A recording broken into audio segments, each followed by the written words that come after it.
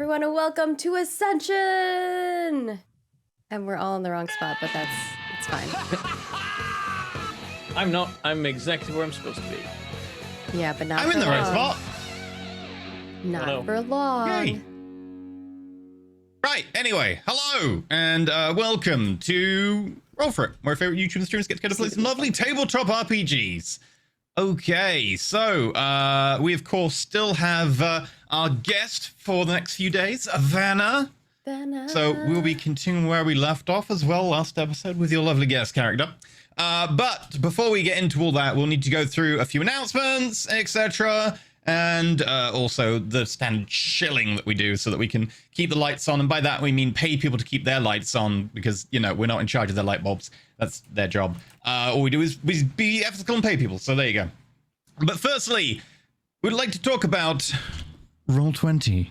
Roll For It is sponsored by Roll20. And they allow us to, you know, give away cool things. Speaking of which, at the break, we'll be doing a giveaway, so look out for that. And the giveaway from last week, the winner is V Laser Shotguns on Twitter. Thank you very much. That is a good Twitter handle. I think we're all just talking about how good that Twitter handle is. Laser Shotguns is cool. But yeah, so please look out for a message from Maggie. I actually have a sound effect for this, I think. Ooh. Is this a shotgun sound? No. No. That'd be more like... That could maybe be a laser shotgun. Yeah. It's close. All right. Maybe I can. Wait. Well, let's do it again. V Laser Shotguns. There we go. We are sponsored by Roll20. They give us stuff to give away, etc. We've been using Roll20 since literally the entire time we've been doing this. And Roll20 is a online, basically role-play board digital interface. You can have like all different systems and stuff. Obviously, we use it for pretty much all our shows, including obviously Dungeons & Dragons 5e. There's a compendium, there's stuff. You can just pull and drag monsters and so on if you've got them in your compendium onto the board and be like, look, Tarrasque appears. And then everyone's like, why would you do this? But if you want to be able to do that, you can do that with the compendium. So Roll20 allows you to do all these different character sheets and have roles and stuff. And I've spent the last week making macros, and oh my god, that rabbit hole goes deep. I now have macros that do amazing things. I'm excited. And APIs and scripts. And he did it for all. He did it for all my pets and my weird. I'm just gonna be like. You're gonna have to do so many. Maggie now has if you've seen the healing potion API I've been using, that they can just be like, I drink a healing potion and select the token and it heals that token automatically.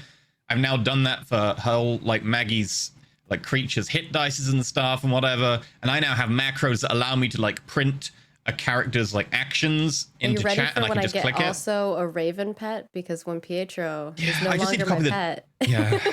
Because technically forest gnomes get like a little squirrel or like some kind of Pietro isn't your pet currently. He's completely sapient. Yeah, he's his own he's thing. making his own actions, yeah.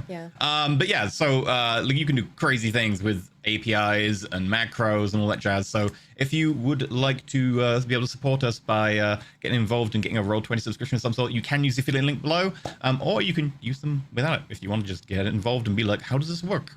And then maybe try and get your tech illiterate friends to also play online with you. I've done this. Yes. It's been a very long road, but they kind of understand what they're doing now. But it is still a long road. Why is the roll doing this? It's because you haven't clicked out the box. But yeah, if you want to, Roll20 sponsor us and allow us to do all these cool giveaways. So thank you very much to them. Right. For the rest of our announcements today, let's start with the monthly recap is out. So those of you who want to see a monthly recap, at the Hero tier and above on our Patreon. It isn't out yet. I wrote that wrong. It's coming out. I missed It's coming out. It comes out I thought Friday, it was out soon. I'm like, it's coming out tomorrow. The social for it is not going out tomorrow. Yeah, it'll be out tomorrow. And if you want to check out us just talking, we just did a lot of talking about how social works and stuff. And like, yeah, so that's the thing. And also, and here's the very important one. This is the most important announcement we've like had for Ascension. If you want to pick Pietro's class, there is now a poll for this on our Patreon. For GM tier and above, you can pick out of the 3 classes I randomly rolled for Pietro. I also checked whether Pietro died in the tower. Spoilers, he didn't. I was like, why? So mean. Don't get to pick who lives and dies unless you're really rich and give them stuff. You should have done it but- live, though. True. If I wanted to make you like have a panic attack. Yeah. Maggie, I'm gonna roll a dice. I literally would have, and I probably would have cried if he didn't. Pietro survive. went in a tower? What? Yeah, while we're doing this mission, he's going into a tower. Oh, who told him to do that? I didn't tell him to do don't that. even know how he has money to do it. I don't know. Like, he was like, by the way, Pietro's going, because we've been talking about like behind the scenes, we're getting new art for our characters and stuff like that. And we were going through like some of the stuff that's going to happen down the line. Like, obviously, I'm going to get a new pet. So like, there's just all these different things that we were talking about. And he's like, oh yeah, and Pietro's going into a tower. We're like, what? This is great. Now Arena will have been on both sides of the like kid going into a tower and parent being like, why are you doing this? You could have died. Oh no, 100%. This is Pietro isn't telling you because that's exactly what Maggie did to her parents. She didn't tell them. She just went into a tower. So Pietro's doing the same thing. Tell anybody. Here's the thing. Here's the thing. Here's the thing. Arena wants him to go in the tower, but she wants him to like have, you know, armor, like be prepared, know as much as he can. He has a plan. He has a plan. He has been preparing the last many days. A lot. True. He has been studying a lot. Yeah, so if you want to be able to pick Pietro's class, I randomized 3 classes, and I think all of them are actually going to be quite interesting depending on which way it goes. So if you're at GMT or above, you can go on there and vote for 1 or more. If you don't like the 3rd one, you could vote for 2 of them. And whichever one comes out top, Pietro is going to get from the tower. What are the options, or you don't want them to know until they... I'm not going to let you know. It's I want it to be a complete surprise for you, Les. I haven't seen the poll, so... Yeah, neither's Bentham. I in the end, I made it myself, so not even Bentham saw. So, Good. I'm just saying. So if the poll is broken, it's not my fault. It's true. It's true. I did put a full write-up of how each class would affect Pietro and what like it would be for Pietro short term. Okay, that's good. Put like a couple of paragraphs in for each class. Because see, my worry is like people are gonna pick something that's troll that is not actually gonna be good for him. Yeah, Like no, I genuinely every class I rolled for him, there is a way for it to work. Yeah, every class I rolled, there is a way for it to work. So don't worry about that. Even like to quote someone from chat, Leo, that is some good classes you rolled. Yeah. I thought so too. Well, I'm excited for Pietro. Oh, he's been with us for so long. He's been through a lot of shit. He deserves it. Well, he could have died. I did roll. I rolled D5 on a 1. He'd have died. He rolled a 4. I can actually like literally just to scare Maggie. You're gonna screenshot it for me. I'm gonna screenshot it and I'm gonna put it in the Ascension chat. Just mean. Yep. Oh, in the Ascension chat. I was looking at our cast Ascension chat. No, I want to scare them as well. So yeah, if you want to get involved with choosing what Pietro's class will be, which is kind of a major thing, there you go. In addition, we have one last thing, which is that today's episode is supported by Finley Shards. Woo! Finley Shards. Thank you very much. Awesome. They're off to the Shadowfell. Maybe they'll even find a Shadowfell shard. Then Get it'll be some known roll-ups as the in chat. Finley Shard. I wanna see some Thank you very roll-ups. much, though. You've allowed us to, pay today's majority of our cast costs, so that's greatly appreciated. Right. That said and done, we have some shilling to do. I'm gonna hand you over to Bentham because my voice is kind of on the way out, and I have to save it for the next 4 hours. So I'm gonna shill this off to Bentham. I understand that. I was in meetings / interviews from 11 a.m. yesterday till 5 p.m. and then I was on a show from 7 to 9. Maker's breath. Yeah. What she doesn't say is that before all of that, she was also in another more casual meeting with us. Oh, that's true. I was. Oh my gosh. Yesterday was crazy. I'm enjoying that Thursday Ascension is now just an endless chain of drama llamas. Yes. Well, to be fair, Yeah. it's a lot of That drama. Pietro poll, by the way, no one will break be the chain.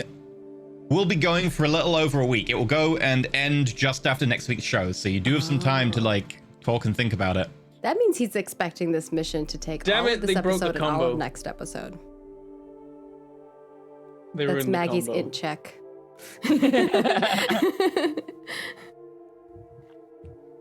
What are you looking at, Bentham? What's going on? I'm looking at Ascension chat. They ruined the chain of drama llamas, and I'm sad. Aww. Okay. Anyway, you're meant to be doing shilling. And a mod as well. As how could you do this? Anyway, yeah, the way that Rollfit is able to do all the cool stuff that it does, have all the shows and all the people and all the art and all that kind of thing, is thanks almost entirely to your support on Patreon.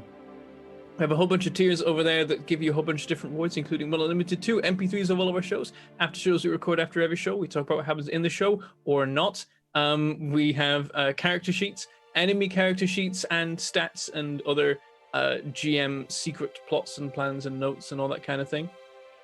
Of course, every time we go through a tower floor, you get the notes for that on the Patreon. You can also submit names for NPCs. You can watch the monthly recaps where the admins talk about the events of the previous month and how the shows have been going and how Rollfit is doing in general.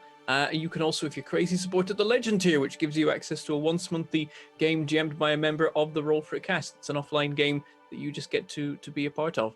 And then if you're really, really crazy, you can support at Deity tier, at which point we run out of things we can do apart from give you a personal thank you video for being so incredibly awesome. You can also support in other places too. You can do the Twitch support things as you normally can in other places. You can drop us bits. They appear in the cup and do a physics. You can give us tips. They appear on the screen and read them out at the end of the show to thank you for being awesome and supporting the episode. And you can also subscribe on Twitch, which gives you emotes and badges and all that kind of thing. And it gives you immediate access to our Twitch VODs, whereas normally we'd have to wait 24 hours for us to upload the VODs over on YouTube. Speaking of YouTube, you can become a YouTube member over there, which gives you emotes and badges over there as well. And being a YouTube member, Twitch subscriber, or Patreon supporter give you access to our Discord where you can hang out with us and other fans of the show and talk about all the things. There's also rooms in there for gaming and joining. You can break Bentham's Drama Llama combos. And yeah, or contribute to them. That's also an option. I didn't even start the combo. Chaos. I just made sure it continued. It was already, well underway. That's true. Powell was doing it, and then I joined in, and then it just went. It kept going. And then they ruined it. I brought too much attention to it. That's why we cut up nice things. Yeah, you can hang out on the Discord and do the Discord things. You can also just show up. Already watching is a huge help. It makes the numbers go up and the algorithms go burr, and then the websites like us more and all that kind of thing. And pressing all the various buttons around and about the place, the likes and the favorites and the follows and the subscribes that aren't monetized and all that kind of thing. And also chatting and commenting. We like to try and follow the Twitch chat as we're going, and we also like to try and read all the YouTube comments that come in. So we do appreciate hearing from you about what you like, and we do always appreciate the people who make comments for the algorithm on the YouTube videos to try and pump those engagement numbers up and all that kind of thing. It's always awesome. It does help. And also bring friends along too. Just tell your friends about this weird TTRPG thing we do, and they may well be into it. You never know. Also, don't forget to clip, because you can't afterwards, because sub-only VODs are done. That's all the things. Okay. Right. Well, in that case, if we're done with all the shilling, the sponsor, the announce, then we are ready to go.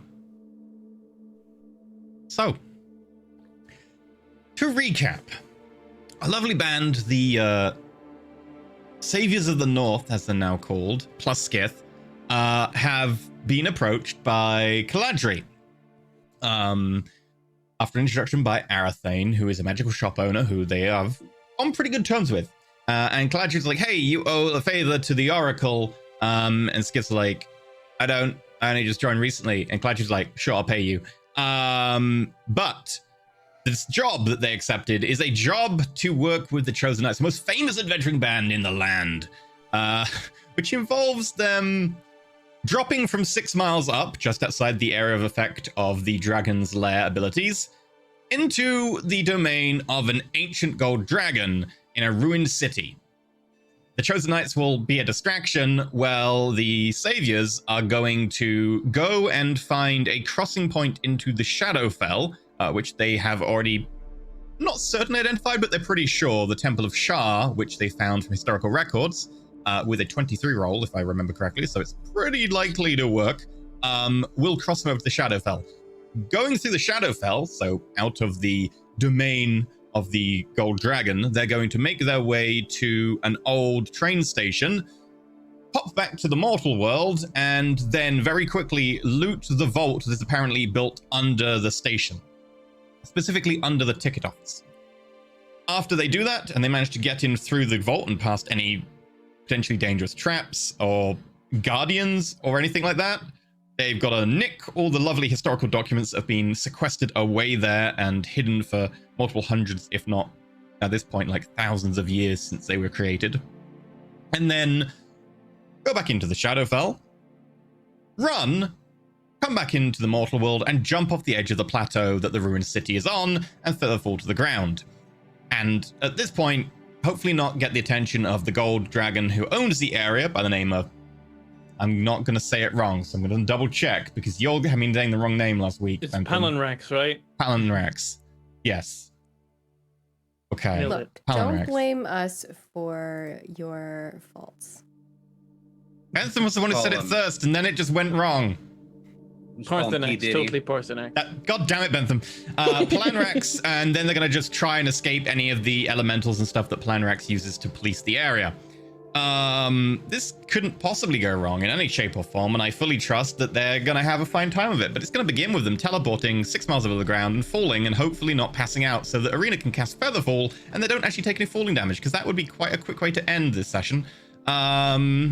So, before you get going, is there any scenes you want to have? I have one scene that we have an NPC needs to have a quick scene with Skith.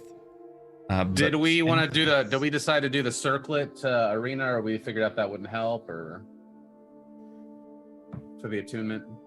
It wouldn't help, right? It won't help. Yeah, Okay. that's what we found out. That's concentration on a spell. Oh, sorry. This is just a con save against being lightheaded. Okay, no problem. Then I think I'm good. Okay. In which case, the night before you plan to head off, there is a tapping, Skith, from inside your wardrobe, and you hear a... Skith, you there? Yes. Hello, little one. So, can I borrow some money?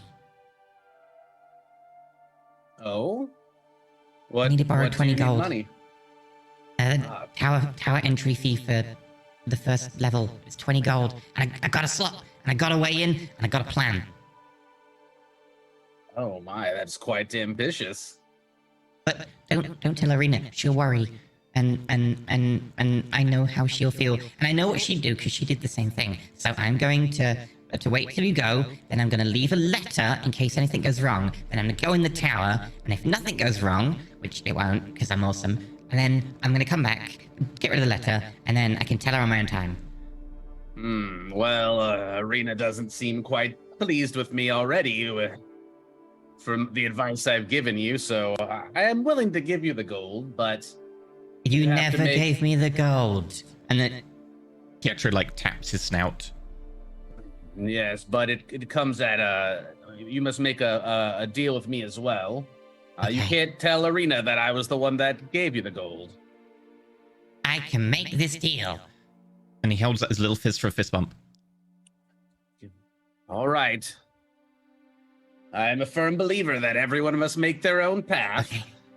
So, good luck. Thank you. Can I also have your help with something else? Sure. He'll listen as he gets the gold out of his pouch. He could barely afford this until... Well, he was two just things, paid. really. Firstly, could you wrap the gold up to make it easy for me to carry? 20 coins. I already hold 20 coins. I get those little cardboard tubes. He's got little claws. And secondly, I need you to use...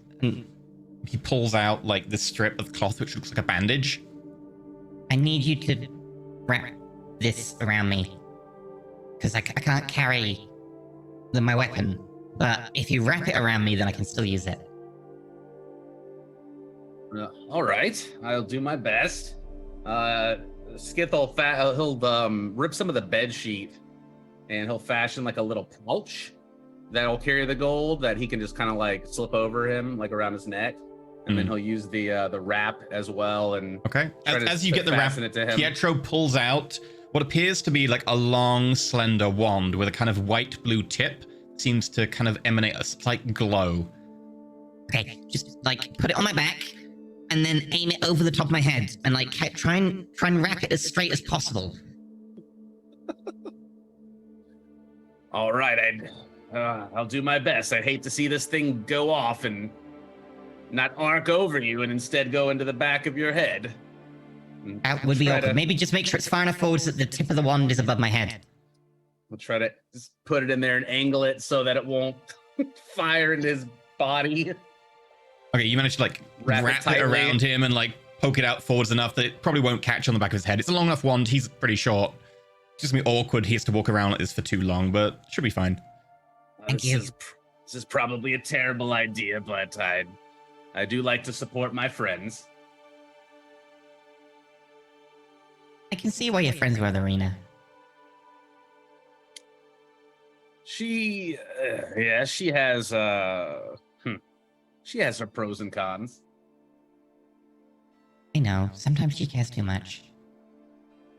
Sometimes she loses her mind and babbles in Celestial. That is Yeah. also true. I've been there. Without the babbling of Celestial. I could understand it, I just couldn't speak it. I think she also might have a drinking problem. Oh no, well, she got rid of that. That was a problem at one stage. And then, I think something happened and she got blessed or something, and then it went away. Oh, well, okay. The last time we went into the tower, she Oh no. did get rather drunk, but it was to finish a room, so I guess I can't fault her for that. Maybe I should have words with her. Oh, just don't bring me up. I think I'm No, I won't. already on her bad list. I'll say Perrin said it. Perrin's always saying that sort of stuff. Although I would prefer to be on her bad list than her good list. So What happens on her good list? I don't know. You're the one who told me about the good list. Oh, the list! The list, yes. Right. I mean, I don't think anything's happened with anyone on the list yet. It's more like a maybe, candidate list. Well, yes. It seems that it must at least be mutual, right? For those on the list. So, well, all right, you have a little one. list? Good luck. Oh, Maybe no, I should compare lists of people and see if anyone is in common. Like, I'm sure there's some sort of service for this. I've never heard of this list prior to Arena having one. It's all new to me. It seems a rather bold way to go about acquiring a mate. I mean, Arena likes lists. She's very A-type. I see. Well, I'll do my best to stay off of it, but I do know I am rather charming. This is true. You are. Also, you have scales, which definitely a plus. Right? So much better than flesh. Like, it's so squidgy and, why? Why would you What were want they that all over thinking? yourself? Yeah. When they made that, I don't understand. I mean, you're an adventurer, you're gonna get stabbed, then they have to put on armor over the flesh, and it's like, why don't you have the armor as part of you? So uncomfortable. Yeah. Anyway, right, I gotta go. I gotta practice aiming this thing.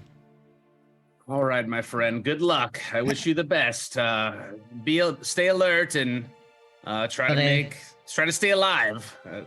I'm sure I'll get blamed if you don't come back. It's okay, I got a good party. How do I fit for this whole... Phrasing. Pietro kind of sidles away. It took me a long time to figure out the best way to get something that Hey, has look, at literally least- no damage potential. At least Perrin's damage. getting in on the, make your skin weird vibe.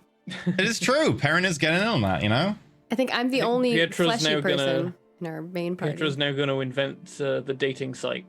Oh, Except it's yeah, going to he's be gonna a literal site. It's What going to is be the a Tinder gonna be location in the called? It's city. going to be called like. Well, there'll be a campfire to symbolize that it's open. So we'll light some Oh, Tinder and then there people you it'll go. be And Flint and Tinder. their like lists. actual Tinder. He'll have a little stall, cross-reference the lists, and then when he finds two people that are on each other's lists, he'll send Someone that else to said them or they'd something. call it Spark or something. I think that's cute too. Hmm. Flame. Gotta find just a fire cantrip and just be like that. Burning hands. No, that's not good. That's not a dating service. Burning hands. That's what happens when you. Yeah, never mind. No. We won't go there. Burning pee? Oh. Okay. Anyway, so Specific magical ability banned in many regions. Look, we've had someone put boils on someone's genitals, so you know it's fine. Oh yeah. That was in Layla. Yeah. Excuse me? In Yeah. in Layla, I was on a plane and I magically broke up with my Yeah. girlfriend and she boiled me. Layla the Vampire Slayer. There was a Yep. Cool. There was Look, a breakup she by was Thank you, taking Brandon. breaks advice from a message. vengeance demon. Don't break up with a witch via magical text message, basically. And especially not if that witch is currently in the presence of a human-formed vengeance demon who's like, boils? Boils? That would work, right? Anyway, so the next day. Just like Vanna's like, what? Yeah. Yeah, I'm just sitting over here like, bring on the crazy. Let's hear it. This is what happens when you tabletop RPG with people for like 5 years of your life. Yeah.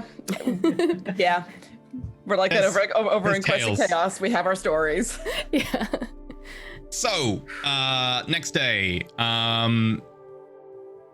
Anyone need to do anything final that you might have forgotten last week? Because otherwise you're getting teleported as soon as it gets dark. I'll go pee. Everybody go pee first. Don't pee from 6 miles up. Yes, Mom. It's like, you know, before you go on the plane, everybody go to the bathroom. It's like spitting into the wind, You. right? You could draw so- stuff in the air, maybe. Look, I'm trying to look on the bright side of things. I mean, it would freeze pretty much instantly, so sure. Also true. Right. Oh, hello. I think we've broken Bantham. It's been a while since we've broken Bantham. Raining If we pea all- icicles on the if we- city. If we pee enough above the dragon, if we teleport above the dragon, maybe we could kill him with icicles falling down, you know? Oh, yeah, there you go. Creativity. Okay. And there'd be no proof that we did it because it would melt. They'd melt. It's like that classic Perfect murder mystery rime. thing. I think there would be DNA evidence because the thing that's melting Oh is yeah, pee. pee, yeah. But we don't. Dang it. Someone in chat, by the way, is going to point out that they're going to be like, pee is sterile. Actually, misnomer. Pee is not sterile. It is relatively sterile considering other bodily fluids, but pee is not sterile. That is a misnomer. Bear Grylls, Anyway. you misled me. Yep. Sorry, Bear I Grylls. mean, shocking. Right. Misleading Okay. people were. If you want, Are this is the yellow last chance dragons to set immune your to spells. vesicles? Oh, God. Set your spells for the day. Set any Oh, yeah. infusions, or if you're attuning to different items than normal, please feel free to adjust those. Try to actually look at my spells. Actually, we'll tweak my spells a bit because I'm like, I don't think I'm gonna need command in an abandoned city with nothing but a dragon. I gonna certainly switch hope not. Aid for web. Okay. And I think everything else I'm content with. Maybe. Do we think we need fairy fire for anything? If we do, I have it. Okay, perfect then. I Sometimes it's also- good to like cast on something if it's like. Yeah, it's very far a domain ability for you. It is. Yeah. And then I guess for my loadout, are we Then going into combat? combat? We're not going into we're trying not to go into combat, right? Still a good idea to have some.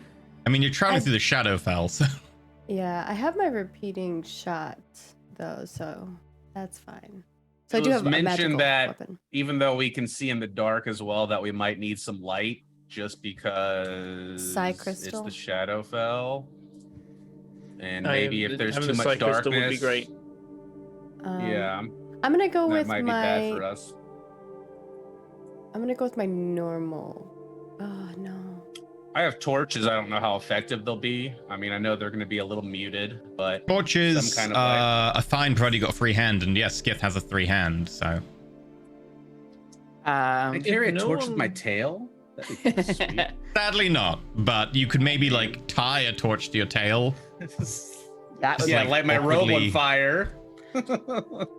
I also have torches. I also have the Eyes of Night ability that I will bestow upon people once we've landed. Do you guys think I need Okay. my whole bag of everything for this mission? If you don't take it, you'll want it. Oh yeah, we're gonna be stuffing loots in it too. Oh right? yeah, I need my bag of holding to put loot in it. But they gave us like a I think, haversack or something. Like Galadriel's that. brought a bag. I have Galadriel's it. got her own bag of holding, which Yes. she's It's a going to Harper put all one. the loot from the museum in. But if you want to grab anything else, yeah, you might want a bag of holding. It's up to you, though. As All right. long as it's not some historical thing that at the Harpers want, have at. I don't care.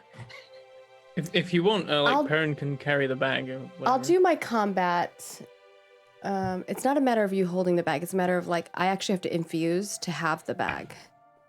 So if I want my like homunculus, then I have to give up my bag, like something like that. You know, I have to give up something. You wouldn't be able to take the homunculus because the teleport spell can only teleport 9 people, which is the entire party, their entire party, and Corbett. I'm gonna go with my combat infusion, not my tower one, just my normal combat infusion.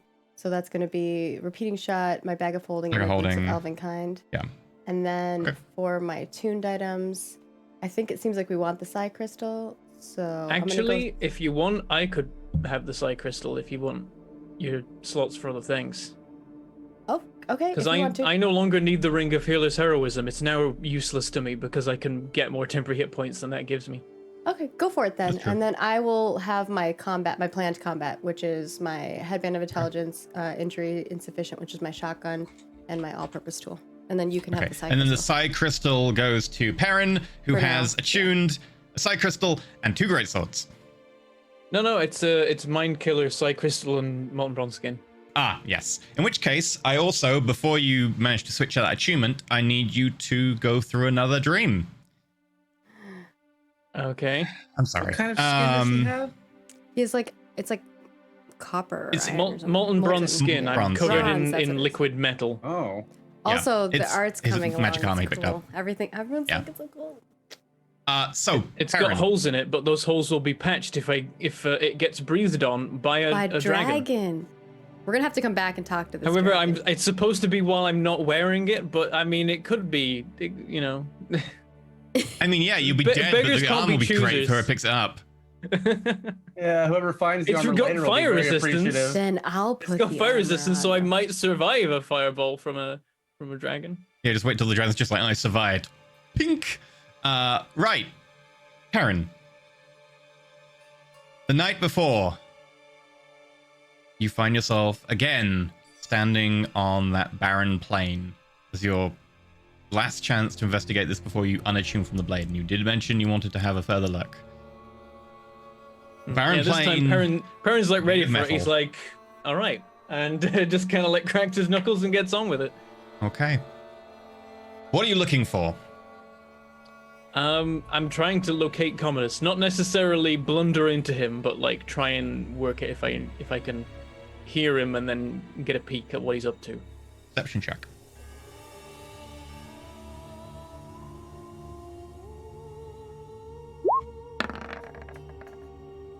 17. 17. Okay. As you look around, there is kind of this omnipresent harsh light that throws everything into very sharp shadows and like bright spots. This floor itself is just this kind of grayish metal, even including the actual like bits of the ground that looks like someone has took a chunk of rock out and cracked something. It still looks like metal. Everything gleams in that way. The bits of gravel nearby also have a metallic sheen to them. The walls of the prison that seems to just be run down, bars bent in them, in addition, seems to be made strangely from metal.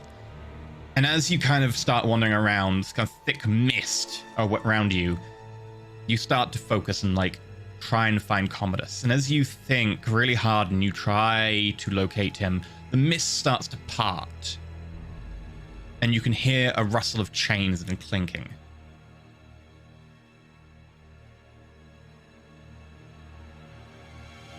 I'm going, if I can work out like a direction of movement, I'm going to try and not be in it.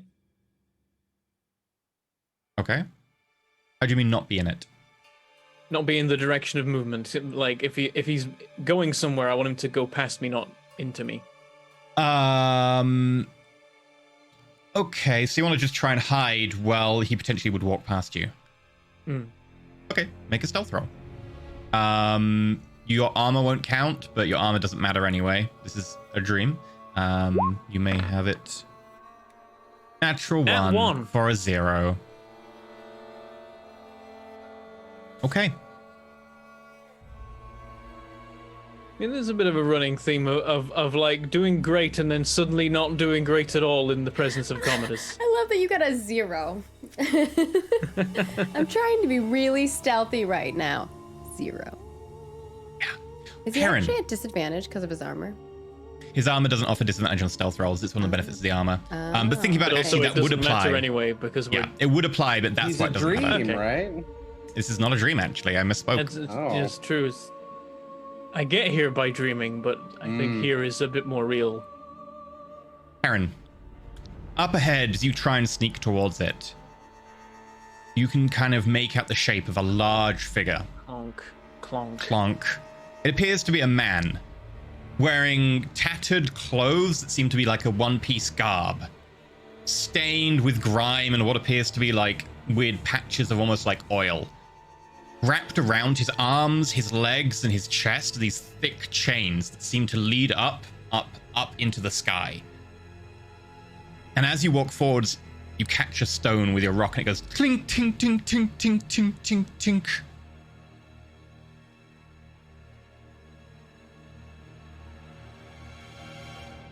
And he turns round, eyes squinting in your direction.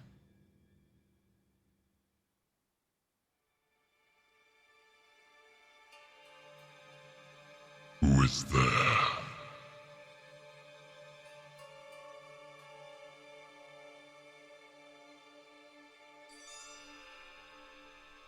Is that Commodus? Who seeks me? Let me out.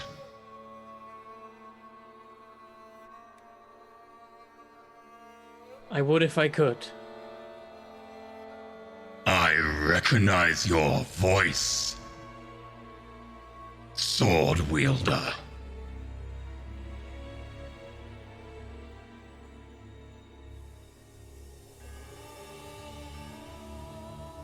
I wished you good luck in your mission. I had no intention to get in your way. Huh. You sought to betray me. You demanded more than you are owed. I had to act. And you would lock me up here to toil. It was not my plan. I intended to warn Gallant. Because what you were going to do to him was more than he had done to you. Now he has done to you what you intended for him. Make a persuasion check. At disadvantage. Fortunately. That's fair. Oh, it would have been Natural a nat 20. one. I rolled a nat 20 and a nat 1. Oh my gosh, What- that's what- crazy. what are these Mad dice? hacks. What is Mad this? hacks. Yep. God damn it. As you say that, he rushes towards you. In a split second, he's actually almost upon you before the chains go taut, and he gets pulled back. He's now kind of a foot away. You can kind of stumble back a bit. smell the kind of decay just coming off of him.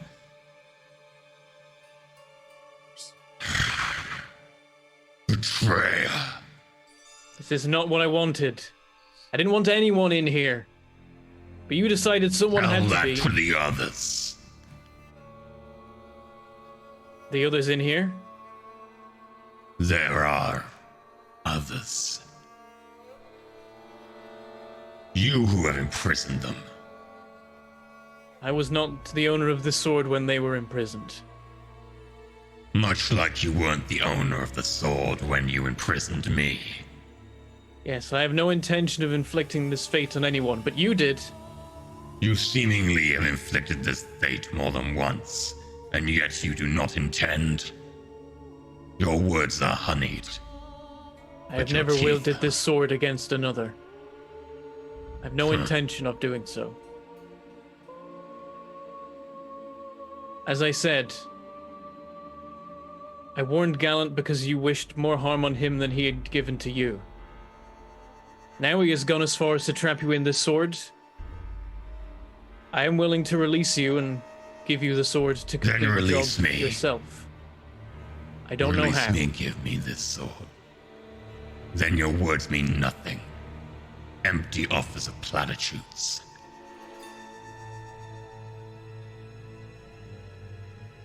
What I'm saying is right now there's nothing I can do, but I want to do something. You kill me here, which I don't think you can, then no one can help you.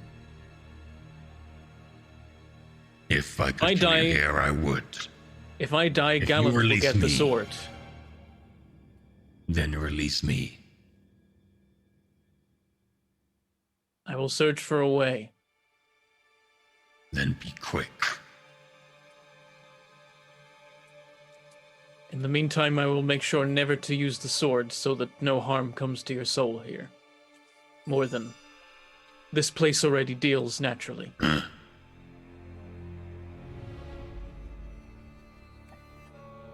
I think you might want to reconsider. There is a toll. The other two in here are weak, and I bear its full burden. And I am strong. But it is a heavy burden for one even such as I. Then time is of the essence.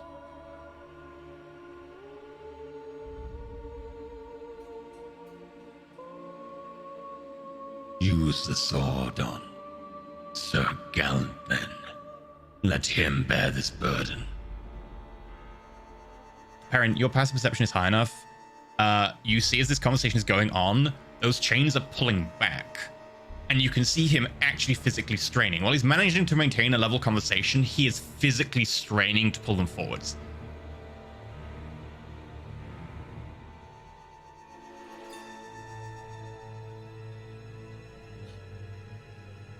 If you had not tried to take the sword, none of this would have happened. I would have allowed you to kill Gallant.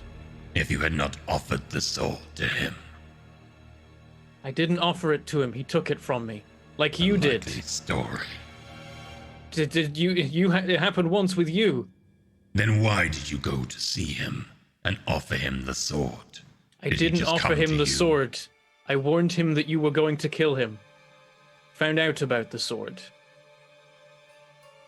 You admit to betrayal then? To thwarting my Admit- vengeance? Vengeance was not fair. You wanted to trap his soul for eternity, when he had done no such thing to you. Now he has done such a thing to you. I have no problems with you doing it to him. He should be subject to any fate that he would wish on someone else. You are lucky I live but for one life. If I exact this toll on him, then I will not have a chance to exact a toll on you. And some form of justice will have been done. Justice. You are very narrow in your appreciation of Erithus. There are some lines I won't cross. This is a fate I would wish on no one who would not inflict it on someone else. And you did intend to inflict it on someone else. Someone deserving of the fate. Someone who our goddess brought me back to slay. She attached no such stipulations of not using such a blade. She also At this didn't point, you insist see upon his it, feet but are you starting did. to scrape back across, and he's falling away from you now. I still have time. I do not know how long in this place. But while I have such time, I will not stop with trying to escape. Set me free, and I will make sure I seek vengeance on Gallant first. For what it's worth, I would not be upset if you did find a way to escape.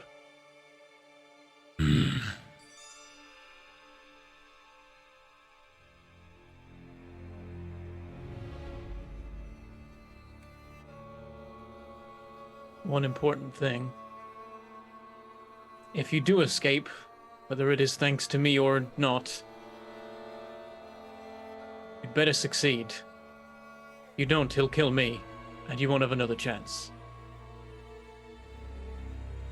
I will succeed.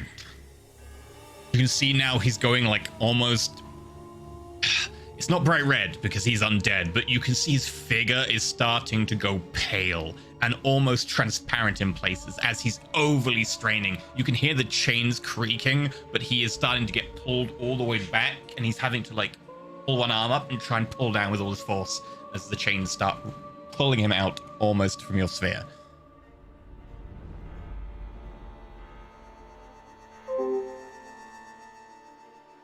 Four-person scene. We are ready for this. I am. We're just all in a different spot. It's fine. It will only be temporary. You must find a way to free me. Oh, and it's... In the meantime, find more people to help. So you find more people to help. Help me. This. At this point, he's actually being pulled up into the air by the chains now, actually almost into the mists around you. You can see his arms are being pulled wide. I will do what I can. And for now, as I did before, I will wish you good luck. Faster.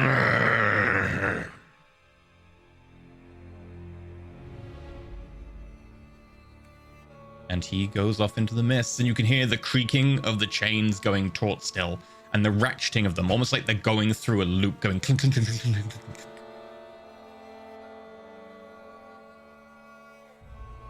Pern will turn and walk away, knowing that it won't technically lead him anywhere, but it might make him wake back up. Roll me a d4. Okay. 3. Do you intend to wake back up? Yeah, I think Pern's got what he came for. Like Okay, on another you trip he hear- could learn more, but for now he's happy. You hear like a faint sobbing in the distance, but as you focus and like try and bring it to view, as you're still trying to wake yourself up, you wake up in bed. Or like sits up and like is a lot more composed than his previous times going into this place because he's now getting used to it. It's like,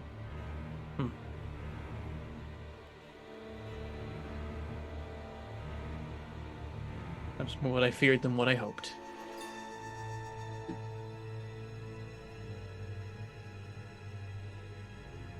Okay. Do you want to unattune from the blade? Yeah, and switch to the Psy Crystal. Okay. When I have the Psy Crystal, it will have bright light for 10 feet, dim light for another 10 feet, and 60-foot telepathy range. Okay. I can manipulate a token to add then. Right. As you are unattuning with the blade, you become aware of something leaving you. Like, not just the normal sense of something that you're attuned to. You become aware that there is a connection there that you are losing as it gets pulled out of you. You feel something attached to your very psyche disappear. Concerning. Give me worrying ideas about what escaping the sword entails. It's akin to having someone in a room who you're friends with, but you're not currently interacting with. You are aware that they're there. You are aware of their company. It's akin to something like that going to them leaving the room. Like you are aware of someone, a connection, something that you could open and talk to, disappearing from you. Cool. I got a real issue with, like, you know, murderous souls in swords talking to me. Yeah, you do. You've got the to think running for them. theme. Yeah. But you get rid of one and another one comes swords. along. There's probably an euphemism in there somewhere. Mm-hmm. Okay. Eventually, there's a creak reminiscent of the chains you heard earlier, and then you are now attuned to the crystal and the light around you. Nice. And then I like immediately put it in my cloak so I'm not just shedding light everywhere. Okay. So, at the end of the day, as it's starting to get dark, you filter into the back room at the Cunning Warlock. Do, do, do, do, do, do, do, do. Let's find... I'll do. The rest of the Chosen Knights are already there. Fenry Harper is there, hood pulled down, curly hair out. Heliathane just waiting, hand around a huge, like, gnarled staff that seems to be made almost of, like, some sort of basalt rock, which is coiled into a shape and then frozen there. Obviously, Sir Gallant, looking smug and hair glossy as usual. By smug, you Along mean with- handsome. Handsome. Yeah. And Tara Estara is sitting there, rifle out on her knee, and she's just flicking around with the powder catch, just waiting as you all thought were in. Is Thenry there? Yeah, that's the first person I mentioned. Oh, okay. Sorry. Didn't hear that. Arena's kind of watching Helia because she's the one who, like, we don't see very often, right? Yeah. Yeah. Arena's like taking it in. They gave She us looks the briefing, so right? excited. Like, Arena's not a deceptive person. Anybody who sees her, she just looks like she's just like, I'm going on a mission with the Chosen Knights. She's just like freaking out, trying to keep her cool. Like, she's like trying to be cool. She's like, be cool. But it's not happening.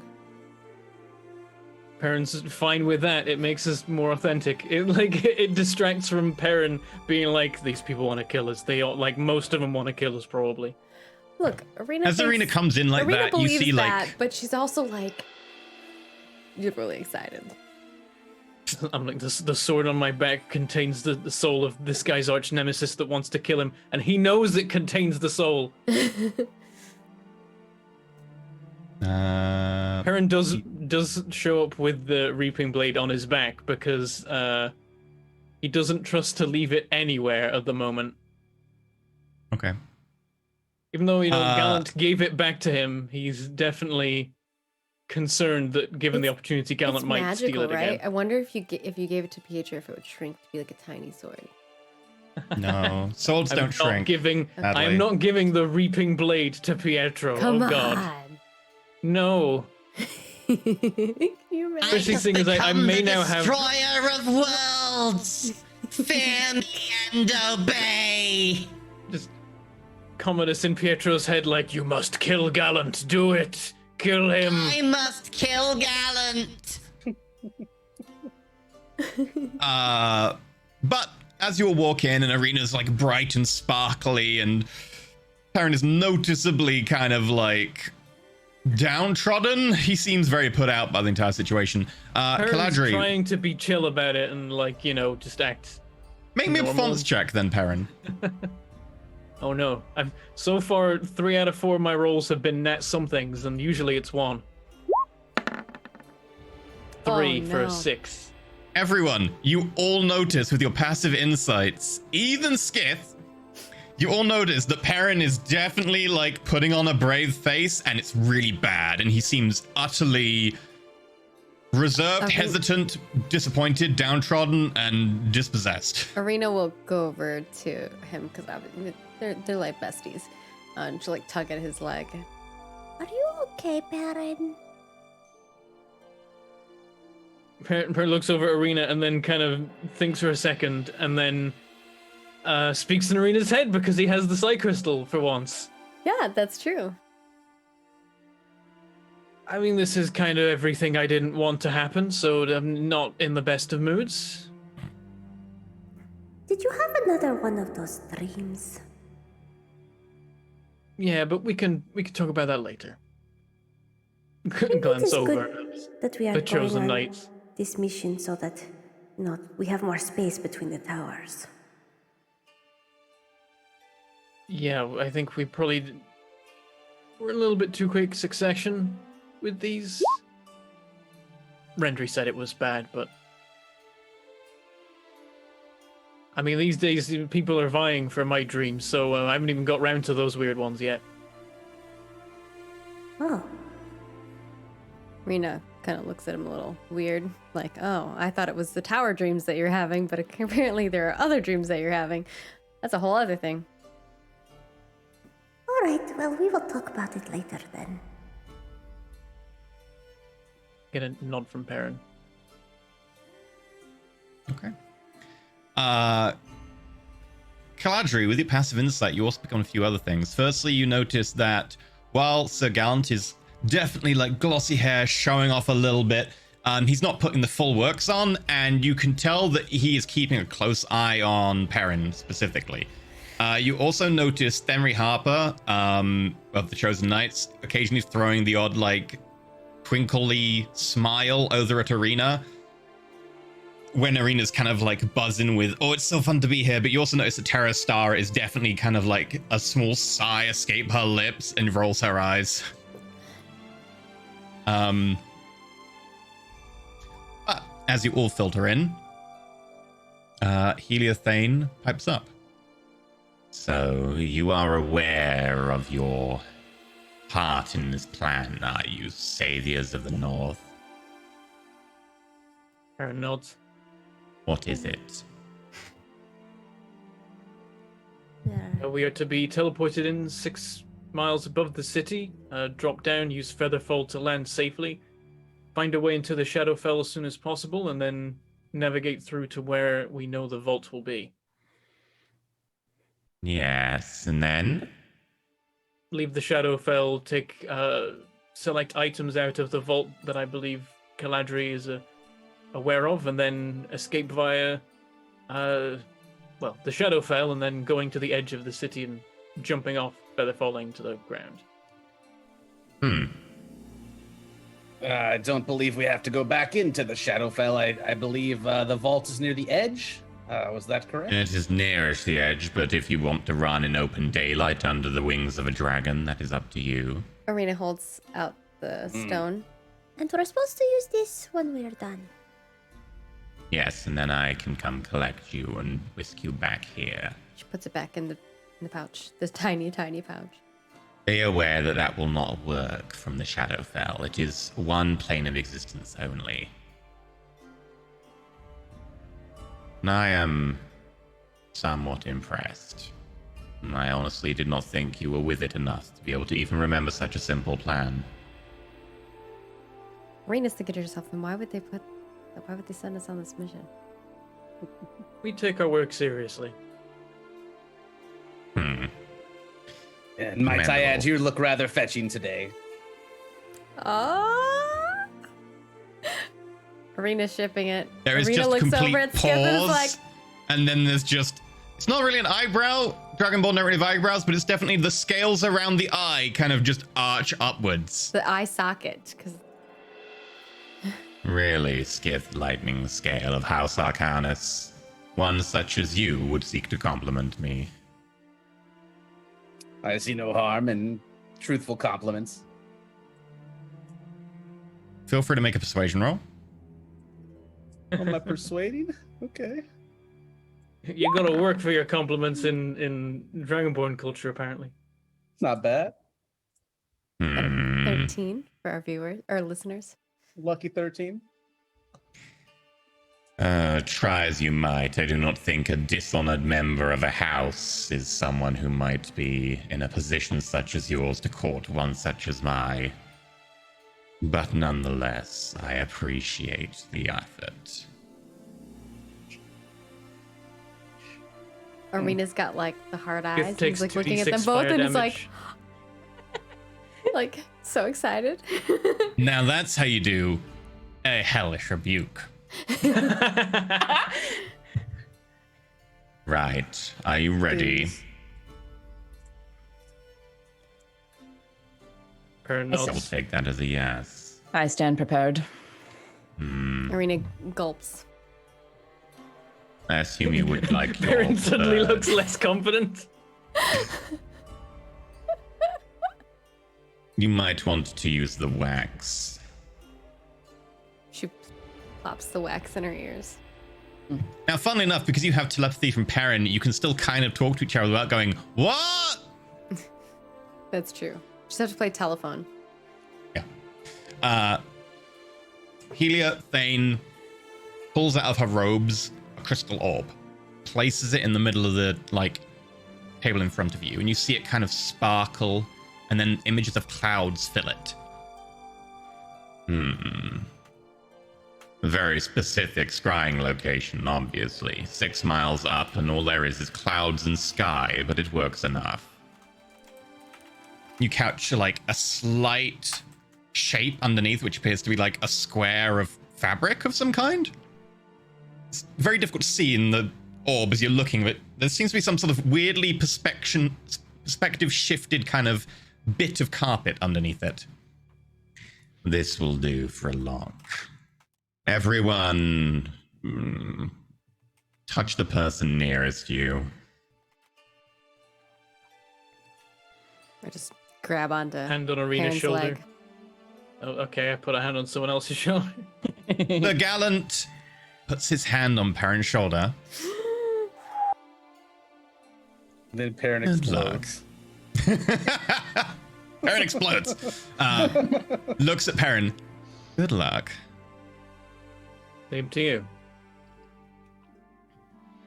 And then there was a flash of light and a sudden nauseous sensation as all of you suddenly go into freefall. You look around you, start tumbling end over end over end, and there's rushing. Air is beating you about. You can't really right yourself very easily. There's clouds, and down below you can kind of make out a large expanse of kind of a barren yellow-brown with a small air in the center that seems to be almost pearlescent shimmery. And you're falling directly towards it. Yeah, as soon as we start falling, I reaction feather fall. You want to cast it now because it will take you minutes to fall from this height. Okay, so we have to wait till we get closer. Okay, I will wait till the the perfect very timing. lowest you can cast it is the best. Like Okay. the idea is that spend as minimal time as possible in the area of the dragon lair, otherwise the dragon knows you're there. we do, So like, cast it at the little last dances? moment. Well, we'll find out. So Okay. let me just find more appropriate Synchronized music. dancing as we skydive. In another situation, maybe, but considering the circumstances, probably best to focus on the task at hand. Kelly's definitely trying to right herself and then reach out with her glaive to steady other people. Okay. I expand the billowing cloak. No, I'm just kidding. Irene's billowing like out behind, and you can kind of see it catching the air a little bit better than most of you who are getting knocked around. Like Perrin, especially having a cloak that doesn't billow like that, is actually getting caught by the And cloak also and kind being of thrown. coated in metal. I'm not like I'm flying like bricks don't, or the opposite. I'm flying like bricks do. Yeah. Corvid bot whoosh, wings out. Corvidbot's doing a little bit better. It's trying to use the wings to glide. They weren't really built to properly fly, but like it helps with the accuracy. What if I was riding on Corvid bot? That might be The one time Corbett potentially bot can bad. fly. Yeah. You hear a More falling with style. definitely a happy core. But it's cold, and you all feel vaguely lightheaded as it starts to set in. I need everyone to make me con saving throws to determine whether you can maintain concentration, maintain consciousness all the way down. We get need this specifically from Arena. I get advantage. You will get advantage. You practice this. Everyone else, I just need it flat. Should I roll last? 22. Yeah, dramatic. roll last. 22, 9, 10. All right, here we go.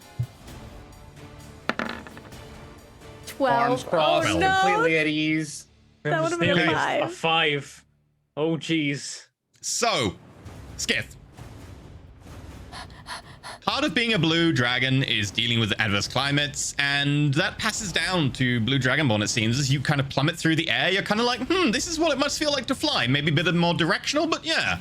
And as you're going down, you're like, this is quite fine. You look over at the rest of your friends, and all of them seem to be kind of a little bit groggy to some extent. Perrin is out. Perrin is already kind of like he's there, but it's like very much the edge of like consciousness. as you're falling and you're falling. The ground is getting closer and closer and closer.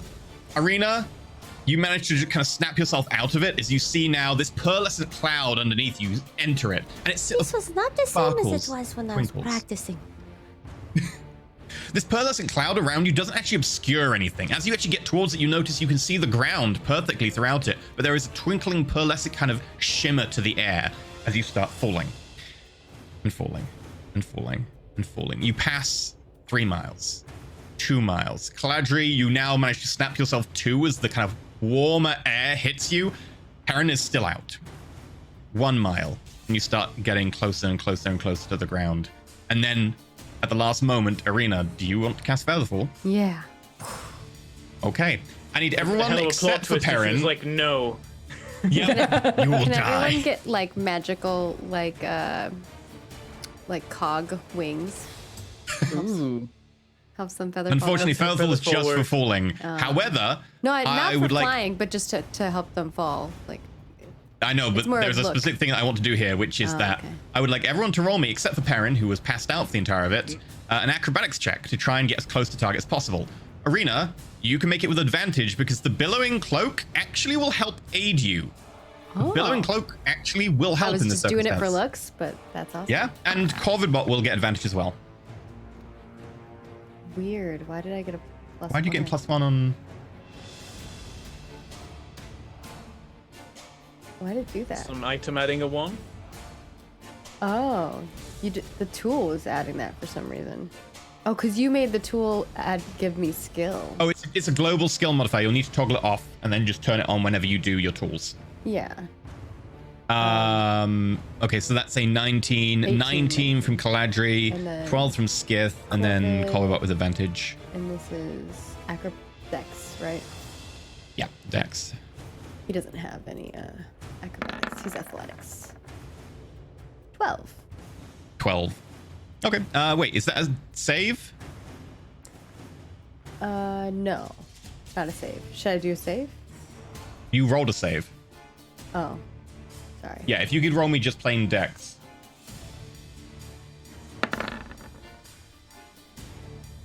Nine. Okay, Perrin, roll me a flat. You know what? Make an acrobatics check with disadvantage because you're passed out. Okay. Like you're still kind of vaguely with it, and you did initially be with it on the way down, but Oh, I rolled the wrong one. Sorry. I got a. oh, you rolled a lower. walk. Okay, Yeah, 3. it'd be lower. Ugh. Technically, it's lower. Yeah, 3. Corvidbot's 3. not. Okay. No, Both Perrin and Corvidbot seem to be going a They're bit off both to the like side made as of you're metal. getting to It's kind of. not, you know. Yeah, not it's good. true. They're kind of going a bit off to the side, kind of away from the target zone as you're kind of trying to right yourself. Uh-oh. Do I want to Can I blow a lasso? spell? How far off are they at this point? Can I reach out with the glaive and be like, hey? You know what? If you want to try and like pull them in, you can maybe pull one of them in. That would be a athletics check. Can Okay. Corvidbot grab Perrin and then Perrin grab No, the glaive? with the acrobatics, he's out of control enough that he can't get close enough to grab someone. Oh, Yeah, sorry. My first priority is a person who can grab onto the glaive with hands. So Corvidbot I'll has claw shoes. true. And a I'll still beak. reach out. I'll still reach out for Perrin and try to corral him in. You try to argue that Corvidbot is more valuable than Perrin? No, Okay. did not. Just saying Oh. that Arena Oh. says yes. Maggie says no. he said. There's my nat one. Oh no. You just Okay. hit me with this with the bottom of the if glaive he's and within- spin off. Yeah, If as he's you like within try five and feet- Today's so many nat ones. There are Okay. so few. I knew this falling thing was not going to go well. Wow. Skith? If he's within 5 feet of me, I can dimension door us, but it's a big spell, and I don't know if we want to blow that right away. It's also a He's- teleportation spell in the range of the dragon. Oh Yeah. Oh, right. Maybe we shouldn't do that. Yeah, also you wouldn't be It's not within the 5 end of feet the of the world stage. if we drift Okay. slightly. Yeah, so you'll need to be near them to cast Featherfall on them. as they start drifting away. So I assume you want to drift the entire party who has vague control with them. As unfortunately, as Perrin tries to vaguely grab the back of the staff whacks Perrin on the side of the helmet. Doesn't really do any damage, but it definitely doesn't help. And Perrin actually goes into kind of a lazy spin sideways. Yeah. Sorry. Okay. So as you go down, you notice, that's where the Temple of Shah. Passive perception. Let's have a look at. Let me bring this up. PC passives, passive perception, Arena, Corvidbot, and I think Caladri will see this. Passive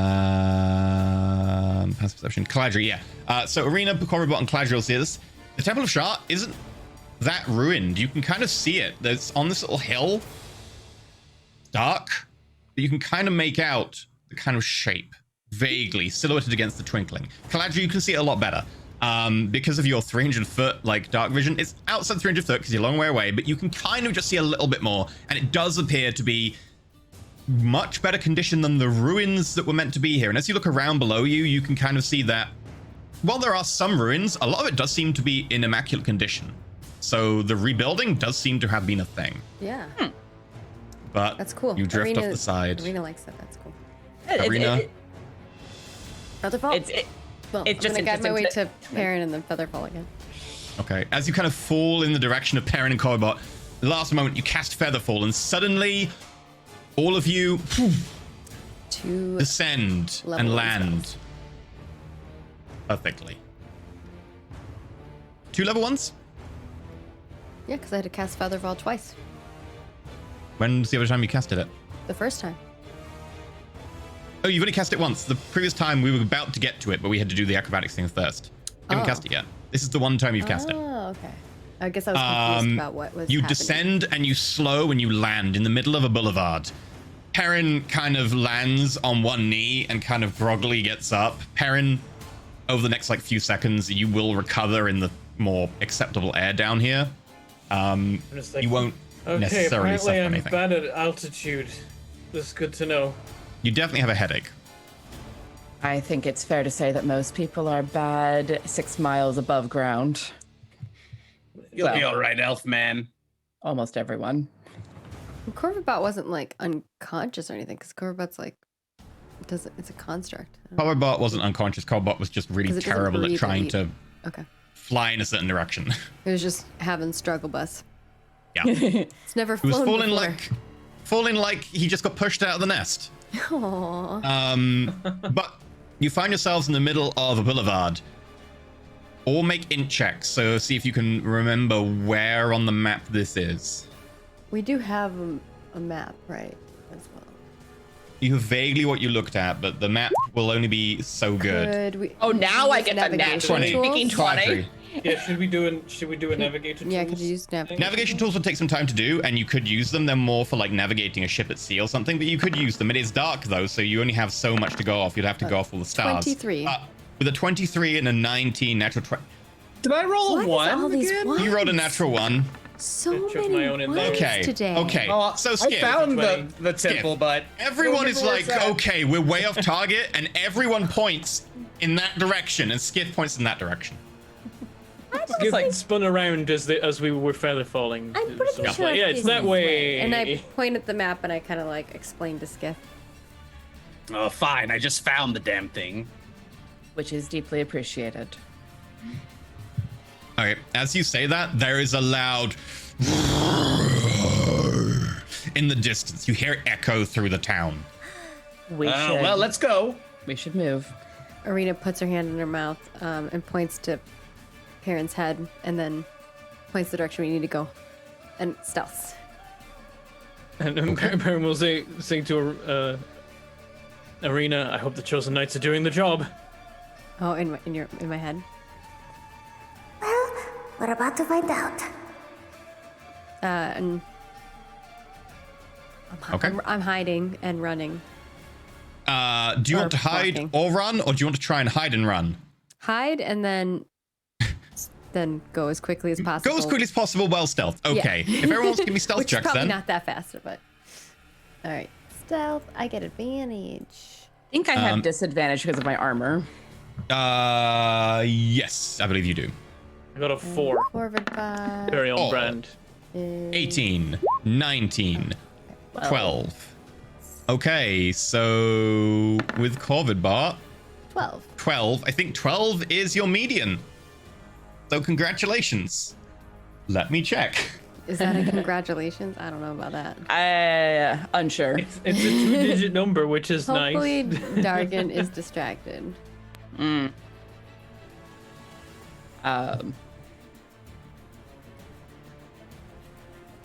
Oh. Oh. Uh-oh. Oh. Uh-oh. Uh-oh. Oh god, chat. Meanwhile, near the gold dragon, the chosen knights are like, hey, ancient gold dragon, we know about some intruders in your town. Here's the location.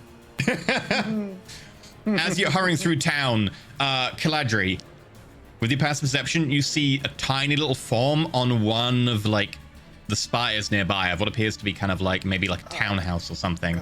Again, immaculate. Little dragon form, maybe no bigger than, like, someone's torso, kind of curled up and looking over in your direction, and suddenly startled, goes,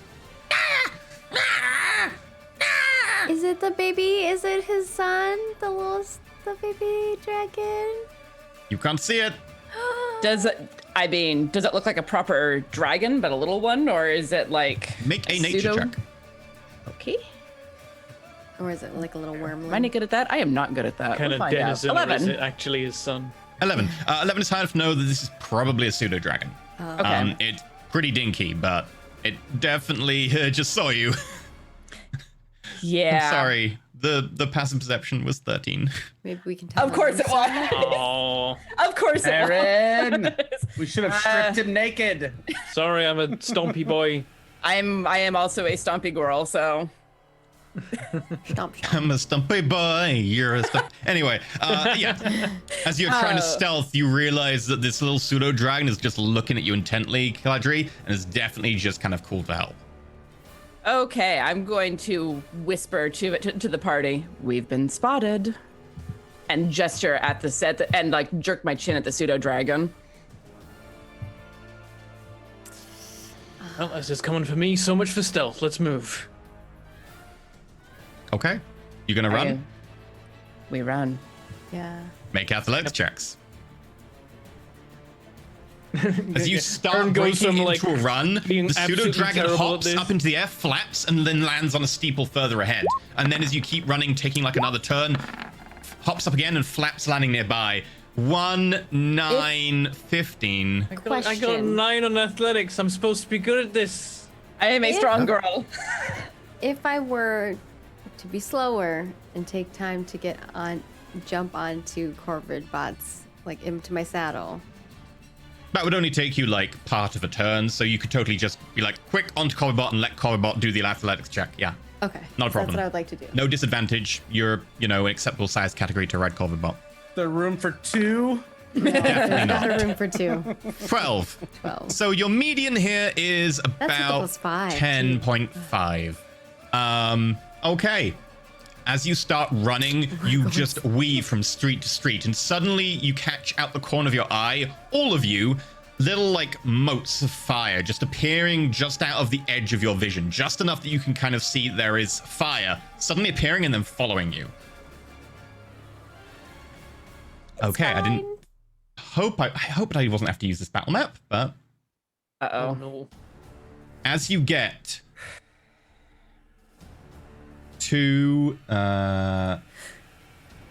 grounds of the temple, Dude, we're trying to run, man.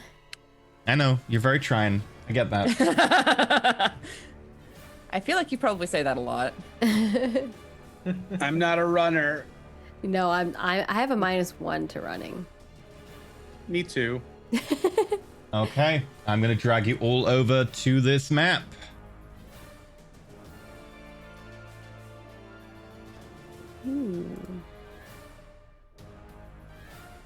People making the jokes in chat about Pseudo from Shadowrun. Yeah, I saw that. It's an older reference, sir, but it checks out. It does, it does.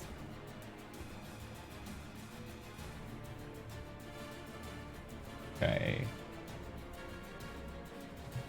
I'm Arena there. Corvidbot. We'll leave Arena where she is for the moment since you're riding on Corvidbot. Yeah. And just use Corvidbot as your kind of like mount. Oh, actually, we'll do it the other way around because you're more important than Corvidbot. There we go. Sorry. True though. And then Perrin.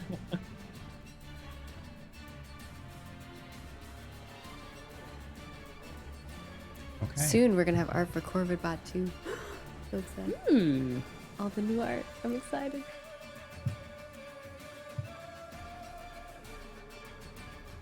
Right. So, you get through to effectively the last wind in the bend before you actually get up to the temple. You can kind of see this stone edifice surrounding like a big kind of almost cylindrical shape in front of you. I believe only our new cleric Caladri can actually see it though with the range of her dark vision. But everyone else, you are kind of aware it is there, as Caladri obviously points it out and says, yeah, it's right in front of you. And you obviously can see kind of the like path going up towards it. However, as this happens, 2 fire elements just kind of fly over the top of you and then land on the ground. And you can kind of see them giving off a kind of faint glow, which I will add as well, because I can do that. Emit, bright light, 5 feet, low light, 5 feet.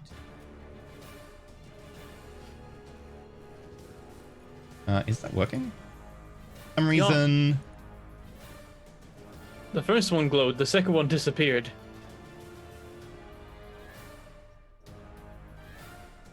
Right. Is it glowing now? Now we see. But now we can see everything. Yeah. Well, you can see that because you can see Caladri's vision. No, we can see everything. Yeah, because you can see Caladri's vision. Oh, you just turned that on? Yeah, I just up turned till now, Caladri's I couldn't vision on. see everything. Okay. Yeah, I just turned hers on. Right, I need everyone's initiative, please. Okay. It would help if my sheet would open. Oh my gosh, that's terrible. 9.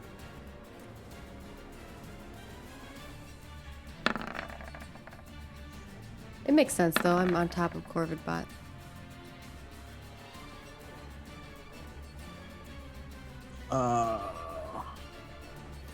Where is? Oh, here we go. Don't forget to select your character. Oh yeah, okay.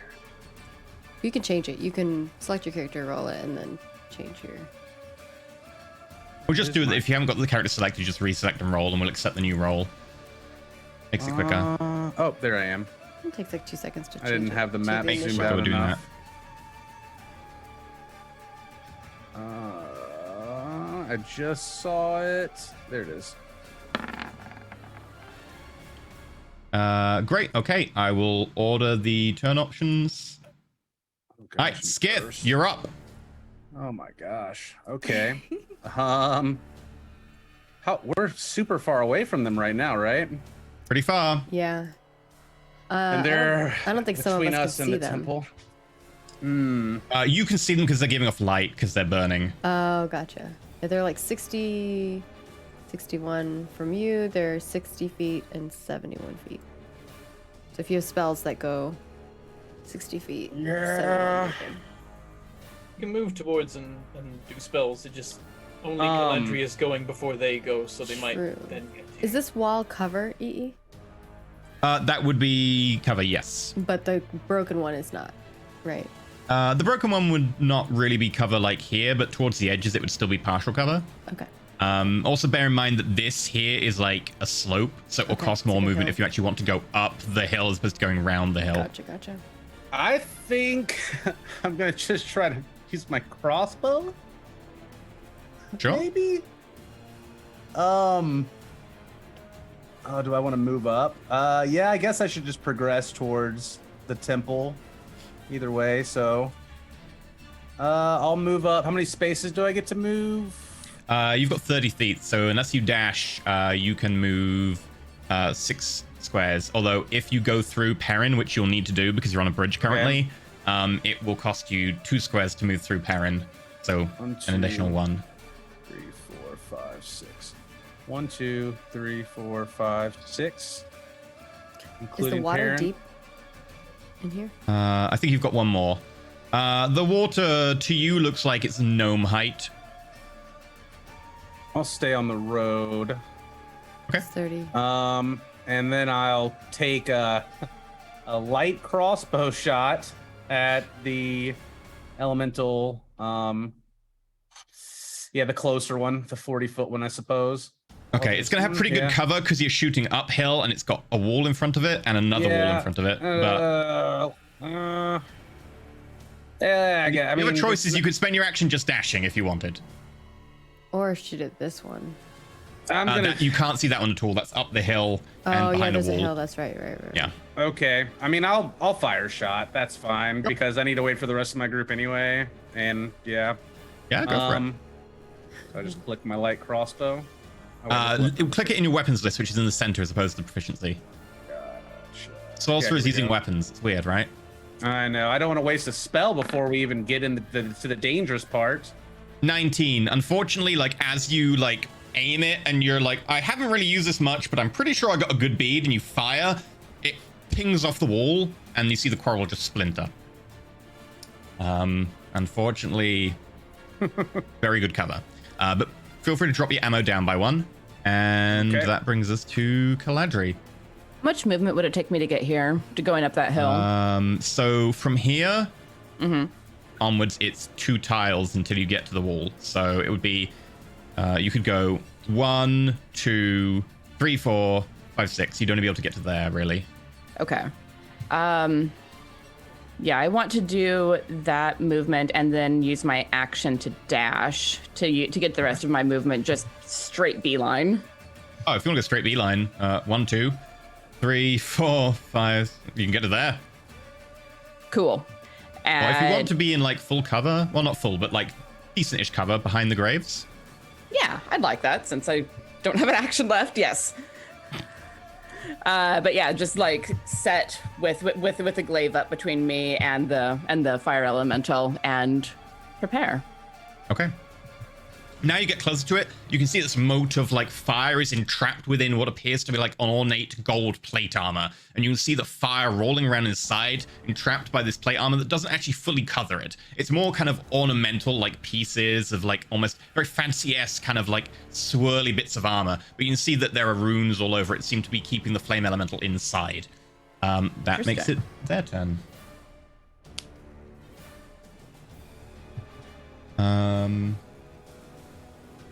Let's have a look.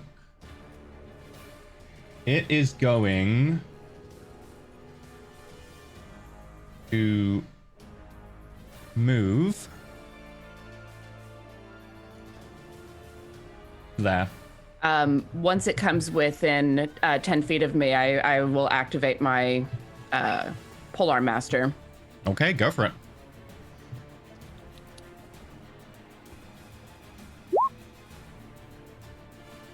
As it comes towards you, and you quickly use this opportunity as it comes in your reach to flick up with a polearm, it kind of just jinks to the side, almost immeasurably fast for the actual like weight of the armor on it, and you unfortunately miss. Okay.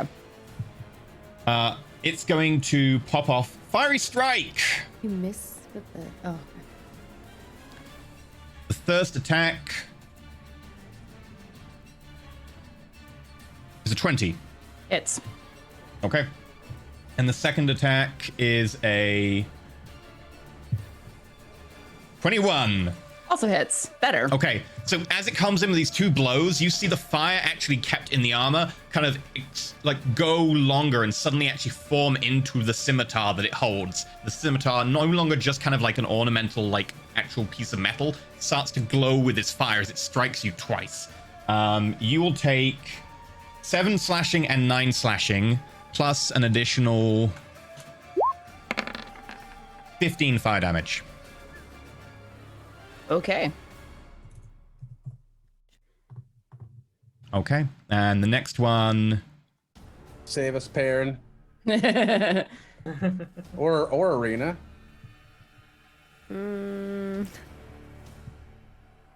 We'll see. With how well our in quotations no. our rolls have been It going. sprints moved really far. to Skith. However, it doesn't have an action left because they had to dash, but it just kind of hurtles towards you as this kind of whirlwind of flame and lands in front, gets up and draws this metal scimitar, which then begins to bloom with fire. Makes my turn simpler.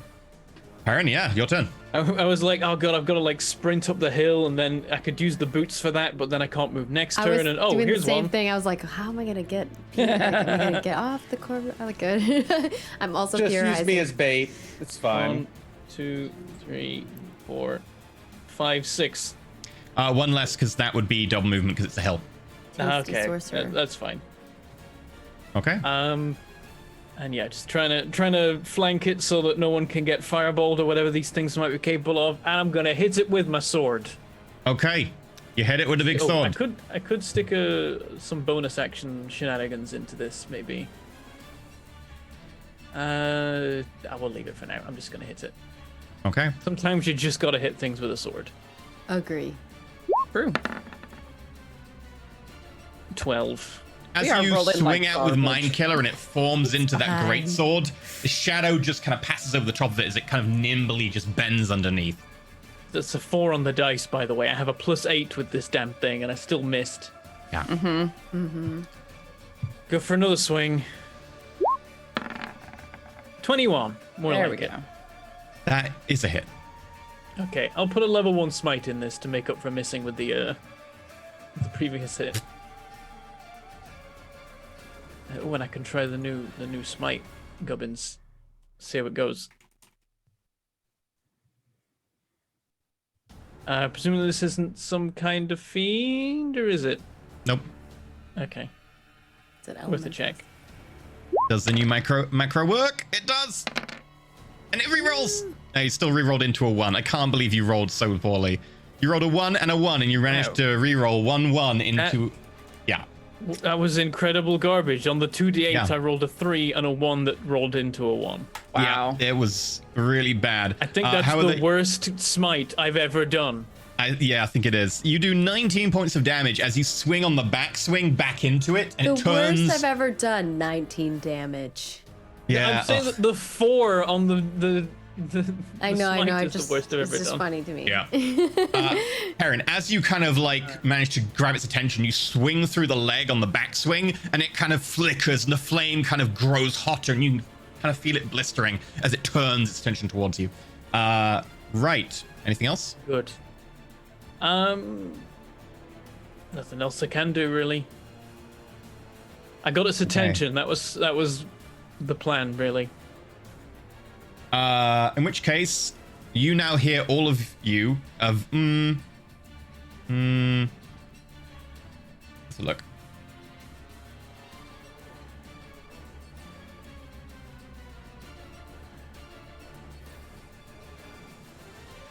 You all kind of get the very basic, like, command in your head. It's not a command that you have to follow, but it is something telling you to leave, to go away. You can kind of feel the very basics of an emotion, which is to run, to leave this area, to escape. It's the emotion of someone who has trespassed upon someone else's land, and kind of the forceful nature of just someone saying, go.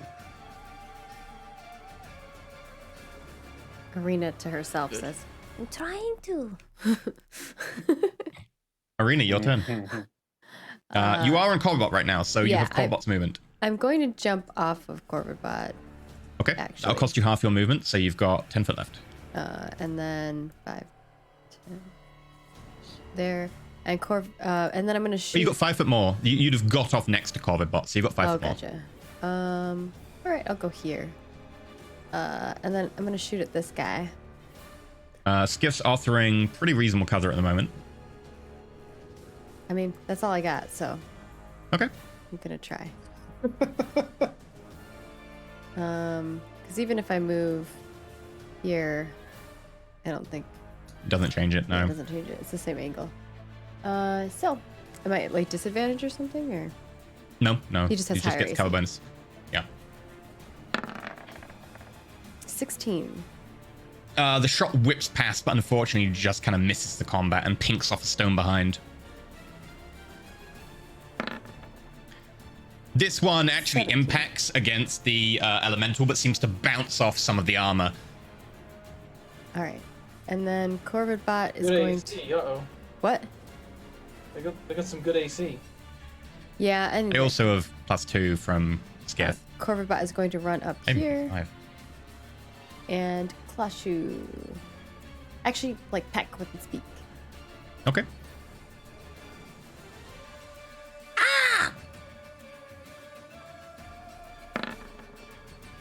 12. Oh god. Unfortunately, completely misses as the thing stumbles on the parent's Cobalt, attack. Kind of goes over the top. I do nothing. I get 3 attacks and I do nothing. A mood. Yeah. Top of the round. You all can see like other light sources in the distance beginning to get brighter and closer. Maybe we should just kill one and run. Ladry, sorry, Skith, you're up. Yeah. I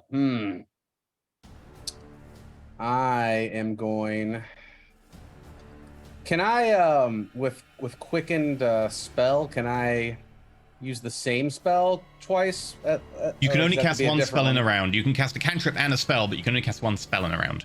Okay, so If you what want, you about can use quicken double spell cantrips? Unless there's a feat or something that you can, or like some classes. No feat for that. There's something that does allow you to do. There's nothing that allows you to cast 2 spells in one round. You may cast 2 cantrips in one round. That's perfectly allowed. You can also quicken a spell to cast as a bonus action, and then like use your action to dash or something if you wanted as well. Okay. Well, I want a shocking grasp. Okay. And I was thinking I could quicken something to get another attack off. I can shocking grasp twice. You say? Yeah, you can shocking grasp and then quicken shocking grasp. Okay. Yeah, I'll It's do a bit that because expensive you in said, terms of spell points, but you can totally do that. Yeah. You said they had metal armor, right, as well? It does have plate armor. Yes. So I'll get advantage then when it's made of metal. And okay, so I will attempt to reach out and shocking grasp with advantage. Mm-hmm. 13. As you try and grasp out with your hand, you can feel it begin to just get so hot the scales actually start to blister and crack, and you have to recoil. You can't even land that first attack. Action surge is what I was thinking.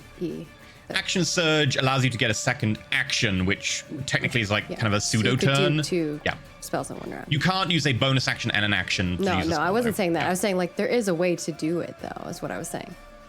I was like, I have to think. I about can't. what it is.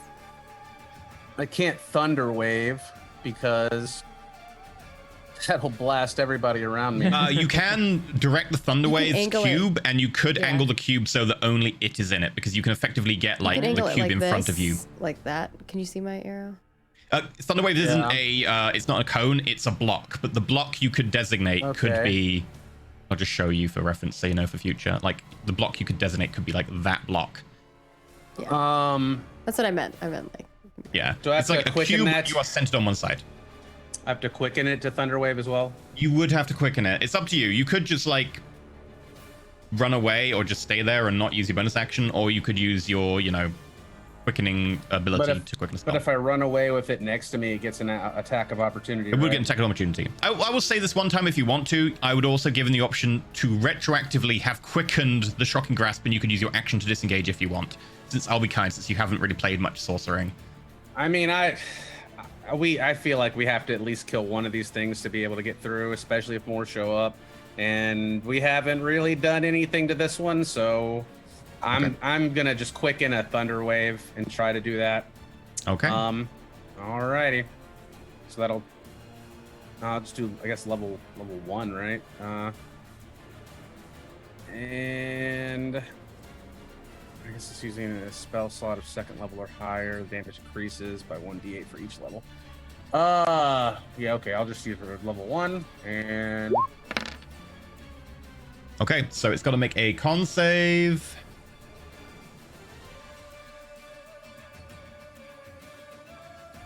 Which Then I'll it fails.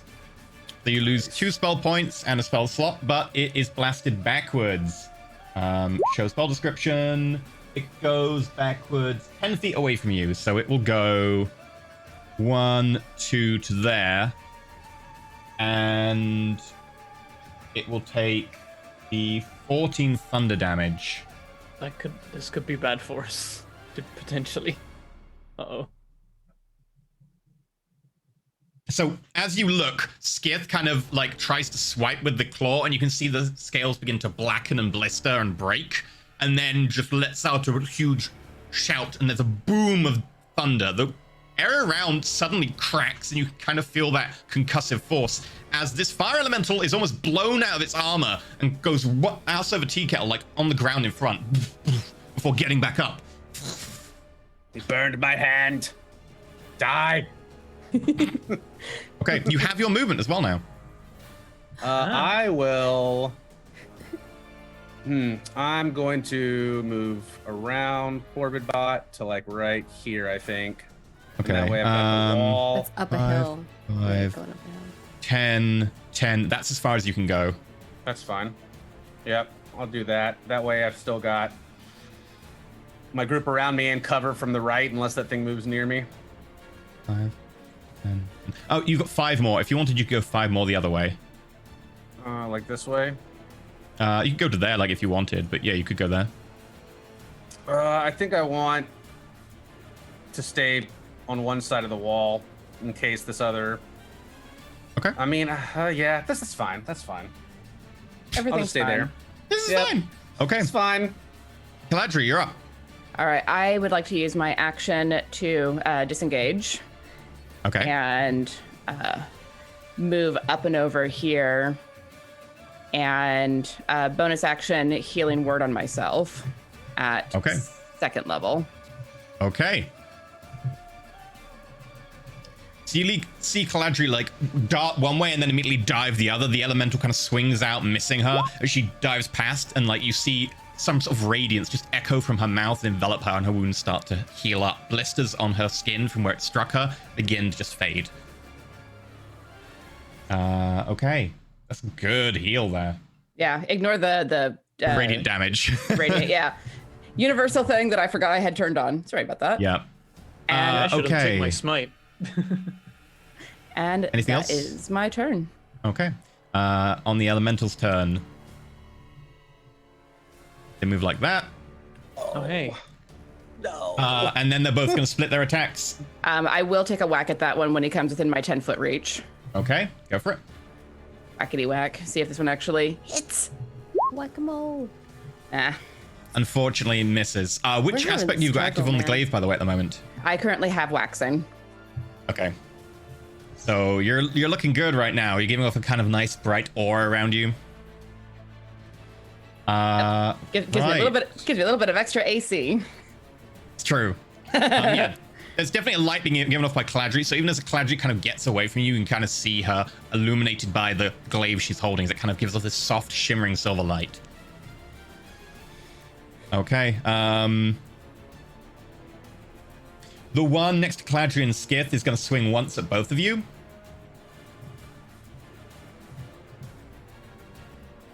So firstly at Galadriel, which is a complete and utter miss. Like, you bring your, like, halberd in at her, the glaive in, and like as the elemental like dodges, it strikes back, but you just bring the head over and parry.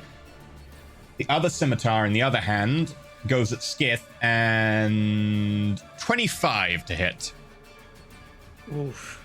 This one, Skith, you don't even see it coming. As you go to get over the wall, you put your hand down, and this scythe just kind of appears from nowhere as the scimitar comes down and into the front of your arm. You can kind of feel it gouge through the scales. You take 10 points of piercing damage.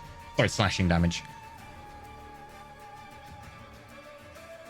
And I'm going to check for a recharge.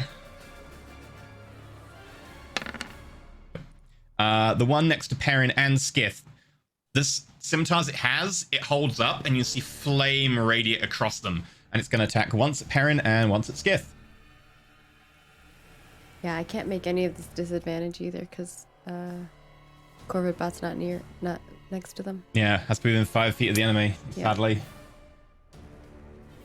Should have stayed closer. Yep. Unfortunately, Definitely I always missed stand next against to Skith, Corvid.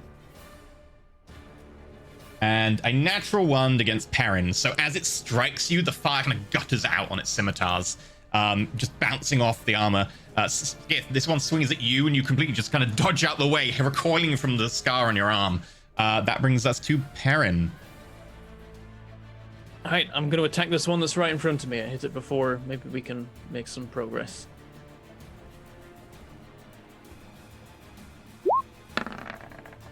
$12 again. You've given another Struggle go. bus, man. Sorry. 16. Clanks off its armor. Well, no, with God the mind damn killer it. it doesn't, but it just misses. You want to do God. movement? Damn it. I mean, can I even... I guess I could go through Skith, maybe? I mean, you Like, could is go that the a other way. thing? Well, the other way would get me an attack of opportunity, right? Going through Skiff will get you an attack opportunity. Would it? Like, if I went, like, diagonally down to Skith's slot and then to here. Oh. Yeah, you could do that, although that'll cost you 15 foot to go to Skith, because uphill and into a Fine, friendly I'm just space. trying to make, like, step-by-step progress towards the temple. That is valid. You have 5 foot of movement left if you want. I won't move anymore because something can attack of opportunity me. Okay. Sometimes I'm gonna the like rolls, yeah, man. so I'm gonna kind You hit of nothing. dodge around to that side, like blade ready, looking at both these things, and say, "Everyone, just get out of here. I can hold him for a second, and then I can move very fast." Okay. The little dragon just kind of picks up off one of the mausoleums nearby and lands again on the wall further up and kind of looks intently in your direction. You hear in your minds again a desist, leave, go. Arena, you're up. Can I get onto Corvid Bot? It would take half your movement and it would take all your movement to get to Corvibot. Yeah, so I could double move to Corvid Bot. If you wanted to dash to get onto Corvibot, you could. Yeah. I'll dash to get on Corvid Bot. I'm gonna listen to Perrin. I trust him. And then I'm taking any damage yet. I got temporary hit Corvid Bot points. is I gonna can take do- some hits. 20, 25, 30, 5, 10, 15. Are you just trying to sprint as far as possible to the mausoleum? Yeah. Here's This the is tip. where we need to go, If right? No, Or is this it is the this one? temple. That's just a mausoleum over there. Here's a tip. If you click and hold the token, I'll show you now. If you're going to move it, but then you press Q, you'll Yeah. get this up. And then It if you doesn't press always Q work again, for you can me. set waypoints. For some reason. But like if it, you were dashing, you could go to like there if you wanted. I don't see where there I'm is. not seeing anything that you're. Oh, talking okay. about. It's not working. Oh, sadly, it's not. I'll drop you there and then I'll move you back. Ah. But like, I suddenly I saw, just saw a it. nice. it must Yeah, have I like saw it for a second the second. screen. Yeah. It appeared for a moment and then went again. Can I say that once all my companions have moved up, then Corvid Bot goes here? Corvibot is unable to take the held action. I'm sorry, Okay, unless alright. you are incapacitated. Okay. All right. Fair enough then. If I can't do that, Okay. then I'll move up there. Right. In which case, top of the round. Oh yeah, you guys heard my cat. Sorry, it was George. He was just shouting. One of the like balls of fire that is kind of getting near enough lands just short of the bridge and brings out 2 scimitars, flame erupting across them. Skith, you're up.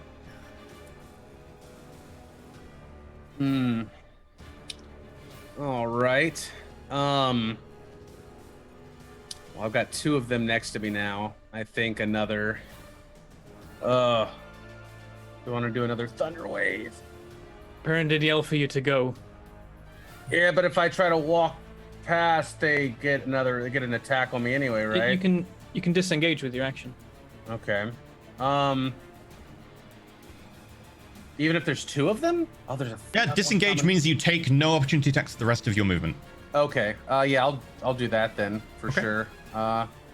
And then I will move towards where Corvid Bot is, because that's the temple right, not the top left. Yeah. So if you wanted okay. to, you could move to there. Yep, I'd like to do that. Okay. And that's no my whole problem. turn, right? Yep. Action Okay. disengage. Wait, technically you can quicken something because your bonus action 3, if you wanted to. You don't have to though. No, I'm gonna save my points. This is so early in our mission. I don't want to. Yeah. I don't even know if we're gonna get to rest. So. Okay. Galadri. All right. I'll glance over at Perrin with raised eyebrows, but then look down at the elemental that just appeared and be like, they're going to keep coming, and disengage from the one that's next to me and book it. Okay. Over here. Fair enough.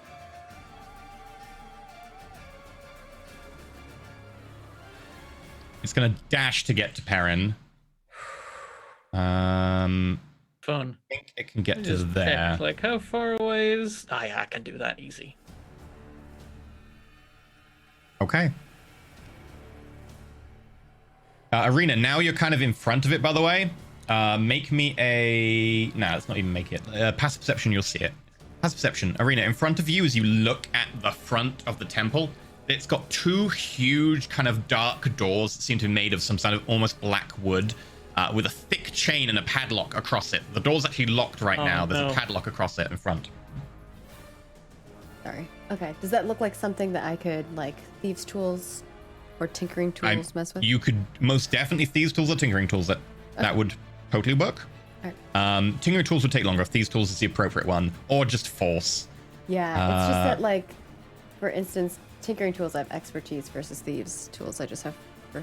Tinkering tools would take a longer because you'd be literally taking the lock apart, and thieves' tools is typically what you use for it. Gotcha. Okay. Right, the other one's next to Perrin. One of them's going to attack you. The other one is going to take an attack of opportunity. Perrin? Wait, why are things taking a One of them is leaving you. Do you want to attack it? Yes. So you are getting attack of opportunity, not it. Oh, yeah. Yeah, that's why I was confused. 17. Unfortunately, it just kind of misses it. God damn it. They have highs. What man. did I like? You know, someone said earlier that my dice had remembered that the D20s had more than 10 faces. I don't think they have. Slash at that one with my attack of opportunity as soon as it gets within Go for it. Ability doesn't recharge on that one. Cool. Ability on the one next to Perrin does. That's a hit! Fucking finally! Oh my god. 13. We don't Okay. have Hits in this economy. 20 total. Oh, right, because you're adding your radiant damage. Because of my domain ability, yes. Okay, so as it comes towards you, it isn't kind of expecting anything as you're running, and as it just kind of looms up behind, scimitars at the ready, you swing back with the polearm and hit it, and there's a flash of light, and it kind of recoils before coming on. It is going to take its action to attack both Skith and Caladri.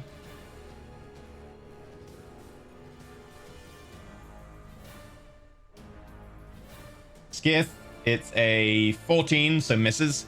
Caladri, 24. It catches you the edge of the scimitar. You take 5 points of slashing damage. Okay. Got it. Perrin, the one against you, the scimitars again. Flame bursts out along the edges. You can see them begin to glow like molten yellow red as they start to get almost white hot as it swings at you.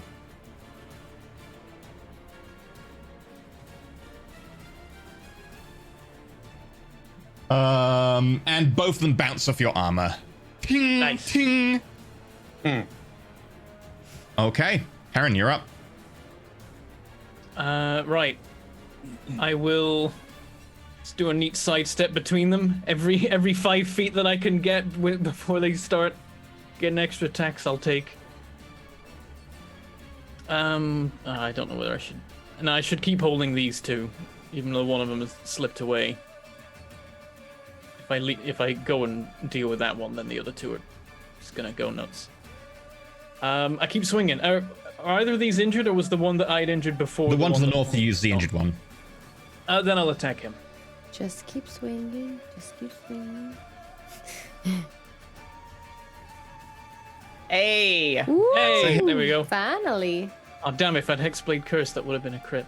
Yeah. I'm sad. Yeah, sure. Pop all your powers now, mate. At the beginning. I know. I'm trying not to. I'm just gonna swing as is. 17. kind- Oh, max Condescending damage. Nailed it on the dice. Bloody hell. Smash into this one, and the blade actually goes straight through its breastplate, and you can see it. The flame gutters out in the center before being reignited as the flame kind of pushes back in. Second attack. Okay. Don't be crap. Oh. 17. Unfortunately, this one you swing and just miss as it kind of ducks underneath, parrying you with the scimitar. And yeah, Perrin, we'll just get back ready to get more hits on him, while eyeing the one that managed to slip away. And he's like, any progress? Making it slowly. I'm almost to the door. Arena's like running towards the door and realizes it's there. She's got a gun in hand. She's like, oh no, it's a lock. The pseudo dragon flies down in front of you and looks down at you. Again, head getting low. And again, you get the powerful force of like, go, leave. Not your domain, not your territory. Go. There's that kind of raw emotional kind of plea command coming through. Arena, it's your go. You'll be like, oh, are you a pseudo dragon of Shar? Arena, I gotta go get my thing again. It's way down here. Arena's gonna jump off of Corvid Bot and walk up to here.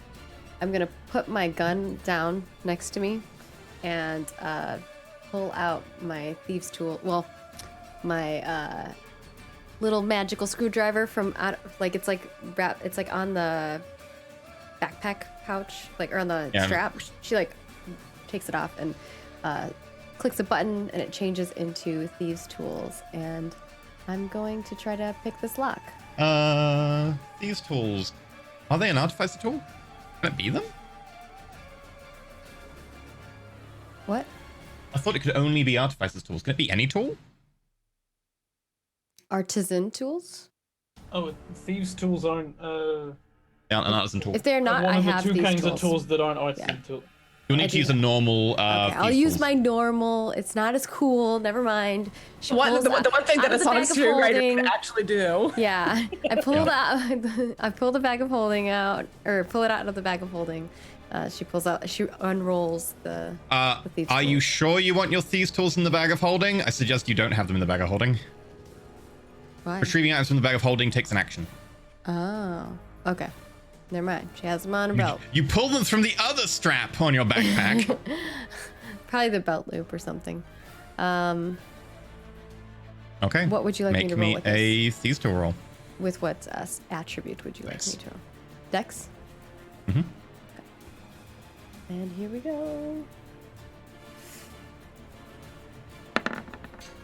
Whoa, really? 9. Unfortunately, as you're like trying to like this padlock's just not working. It's maybe a bit dark. You're having trouble seeing. Like shadows keep getting in the way. There's kind of almost an eeriness to this place that's kind of oppressive, and you kind of just lose the track of your thought. Sorry. Dice are broken. We need new dice. Yeah. I'm gonna change my dice color. Like to return Change these your dice color. Yep. You also have bonus action. I cannot do anything with my bonus action. So Smack that stupid little dragon. You could command Corvidbot to. yeah, I don't know. Bot is gonna come over here Smash the door. and just assist. You could have Corvidbot try and smash the lock. It's true. Well, no, it's like it's a wooden door held by like a metal chain and lock. The weak point is the door. Arena Thick doesn't want to door. It's destroy not a the- thick destroy chain, it. but yes. She Okay. can. But Corvabot's she's gonna be like, Go help them. Distract them while I try to finish this. and he's gonna claw shoot this one, and just try Okay. to defend his companions. We'll see how that goes. Sorry, like too many sheets. Unfortunately, kind of like just a little bit too enervated by the whole almost flying thing, and just a little bit too enthusiastic with the pecking, and just kind of misses as it's just a little bit too overbalanced as it comes forwards, and the elemental just kind of flickers out the way. Skith, you're up. Oh. Do I run to the door? Do I try to get this thing out of the way? I was gonna move up to Corvidbot before he moved. Can I move? Dice are not rolling. Can I move around as long as I don't move away from it? Yeah. Without, so like I could move here without getting attacked, and then Yeah, attack. no problem. All right. So I'll move there then. Oh, you know what? I should probably move here. That way, You can do that as well. yeah. That way I'm closer to Corvidbot, and I'll just try to do another cantrip, another shocking grasp. Okay, you got advantage. It does have plate armor. Yeah. And 24. Nice. As this time you kind of just grit and bear the pain, you snarl with just this sheer agony as your claws begin to like burn as you grasp hold of the plate armor, and there's a surge of electricity goes into it. Roll damage. where 16. is- That's the highest die roll we've had all day. No, there was so a I 19 roll- earlier. I roll 2 D1. If you just click D8s. the word shocking grasp in the chat log, that will print you damage. Oh, Yeah. fantastic. The word. Yeah, there you go. 13 lightning damage. Okay. The elemental seems to recoil, but otherwise still coming. And it can't use a reaction. It does not have reactions now. So it's you true. guys can If you run want to away- spend you more can step movement to away from it. leave, Yeah, you can step away from it without taking Oh. attack of opportunity. Nice. Wonderful. I'm gonna stay next to Corvid Bot for now. you sure? Yeah, you could. You could move you closer could, like, to the door. step around. Yeah, forward. I mean I could, but if it chases me, I won't have the. Or you can move extra behind Corvid protection. Bot. Oh yeah. Then how you have many cover. spots do I have left? 1 or 2 or 1? You've had to move 2 into Coldbot and then 1 out. You've got 3 movement left. So you can move here. I'll move closer to the door, I guess, and just try Okay. to get there so we can. You see Yeah, Arena it's kind so of far dropping one of behind. her lockpicks as she picks it back up, like the torque wrench is just kind of beginning to bend a little. She's like trying to open this door. Caladri, you're up. Not doing that. It's I- locked. I know that feeling. Noting that its movement seems a little bit erratic, I'm going to turn on it and attack it with my glaive. Okay. Come on. Unfortunately, the 15, it just kind of catches your glaive with one of the swords, and then the other one kind of scissors it away. Okay, then with a bonus action, I'm going to bring it back around and use my polearm master to try to butt spike it. Okay, butt spike it. Come on. Buddy, fucking hell. With a Oh my natural gosh. 1 for a 9. 10, your butt spike completely misses it. But still, not a terrible attack. Does it It's get just stuck in not it? good enough. It's just very much not good enough. And then I'm going to just like sigh in exasperation and head for the door. Okay. Wanting to get over here to be between Arena and Okay. the elementals, and that is my turn. Perrin. One of them is going to leave you. Attack of Oh, opportunity. damn it. Uh-oh. I hope it's the one above me and he dies now. Yeah, 25. it is the one above you. Come on. Kill him, kill him, kill him, kill him, kill him. Please die. Oh. You rolled a 10. 1 and a 2 into a 2 and a Yeah. 3. It takes 10 points of damage. Please be dead, please be dead, please be dead. It doesn't even seem weak at the moment, and it leaves. God damn it. Probably has like 100 something HP. Dragon minions, man. I made the light flicker out earlier, so I thought that might be like it's nearly dead, but maybe that was the halfway point. Corvidbot has an attack of opportunity on it as it passes. All right. 18. That is just a hit. Woo. 7 Okay. slashu. As it- Okay, with that, like, Corvidbot Scrapes actually it. manages to just about scrape it as it goes past, and you see the, like, actual metal bend and shear as part of the gold is kind of fragmented. And you can see the actual light inside begin to gutter out a little bit more. The fire is actually having to flicker harder to maintain that same kind of luminosity. And it's going to continue on to Skiff. And the other one is going to leave Corvidbot and head over. And I will whack-a-mole when it comes do. within the feet of me. Don't even care. Go for it, that's a hit. Oh no.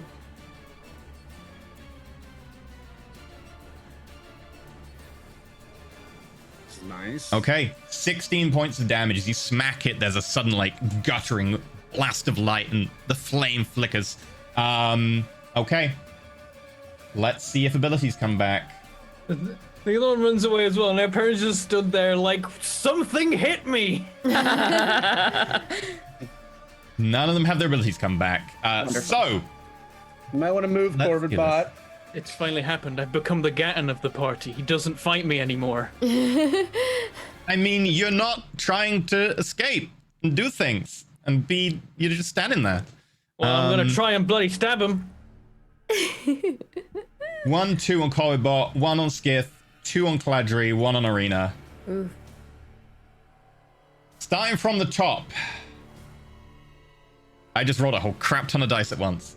To hit Corvibot, natural 1. To hit Corvibot, 15. Corvibot takes 5 points of slashing damage. Okay. As one of the scimitars comes off, Corvibot knocks it to the side. The other one scrapes down the side, delivering a gash. The one against Skith, 14, misses. Against Caladri, 17, bounces Misses. off the armor. 13, bounces off the armor. And against Arena, 26. Arena, as you like drop your lockpicks, as you pull your head up, you feel a blade stick into the back of your shoulder and you push forward against the door. You take 5 points of slashing damage. Owie. All right. Okay. Aaron, you're up. Okay. 1, 2, 3, 4, 5, 6. This guy has like barely been hit, right, if at all. He seems completely fine. That's annoying. It's kind of a waste to fight him because we're gonna be gone before we ever take him out.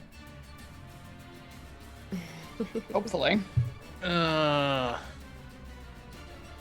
just gonna stab him. Might distract him. Actually, oh wait, no. There's a thing I could do. I'm gonna try this. You know what?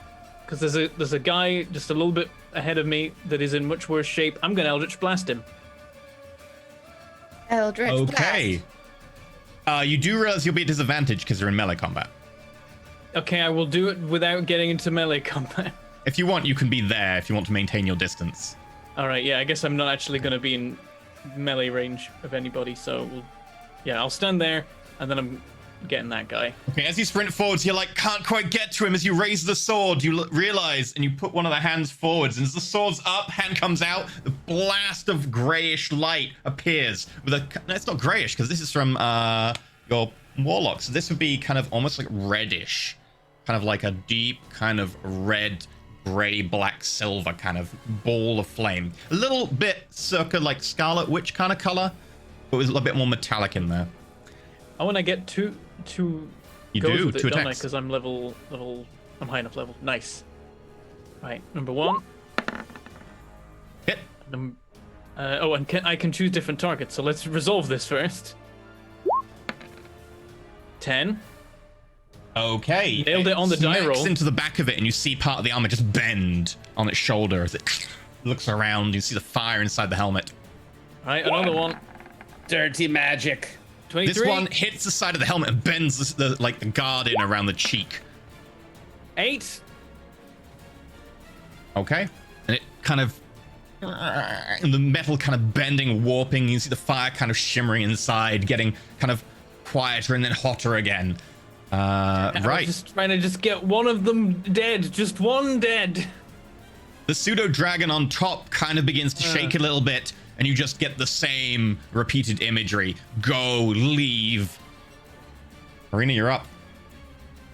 Question. Mhm. When I like that questions. when that creature attacked me, mostly because this weapon is new, can I use my vengeance, which is I'll put it in the Ooh. chat, which allows me to expend 1 charge to immediately make an attack with this weapon against them. Oh, never mind. I put the weapon yes. down on the ground. You did put the weapon down on the ground, though. Never mind. I can't do that. Sorry. But normally you would totally be able to. Could I expend 2 charges to cast Hunter's Mark? If you pick the weapon up as a bonus action and stuff, right? Oh, no, you don't need the weapon in your I hand. don't You need it can in do my it if hand, you want. right? Like, yeah. I'm attuned to it. Yeah. You could if you wanted, although I thought you were planning to go through the door. True. All right. I guess she can focus on the key, on the lock. I'll focus on the lock. What if we kill that little dragon? Reinforcements would stop coming as well. I was thinking about touching this creature that's coming at me, but It's not coming out. It's at the top, like above you, on top of the like actual temple itself. no, this one. Oh, that one behind you. Yeah, that if you one wanted to, just you could. stabbed me in the back Yep. Yep. of my shoulder. That one. But if I was we gonna get in shock the and grasp temple, it. then no one gets stabbed in the back anymore. Focus yeah, on yeah. the door. I'll open the door. I'll focus on the door. Oh, you have shocking grasp too? Yep. Nice. I've used it many, many times. You might say their connection is electrifying. 16. With that, you actually manage to, as you're pushed into it, you turn the torque wrench and there's a click and the padlock falls to the ground. Also, you do have your free action this turn, so if you want to, you can have the thieves' tools in one hand, pick up the rifle in the other, and hurry if you want. Yeah, I will do so. Okay. Do you want to disengage your action, I assume? Yes, if I can. Okay. Yeah. So free action to pick up the thing. No, action. Sorry, you spent your action doing the thieves' tools. I'm wrong. Yeah, you would have to take a hit. I don't think I can. Yeah, you're right. You'd have to take a hit if you wanted.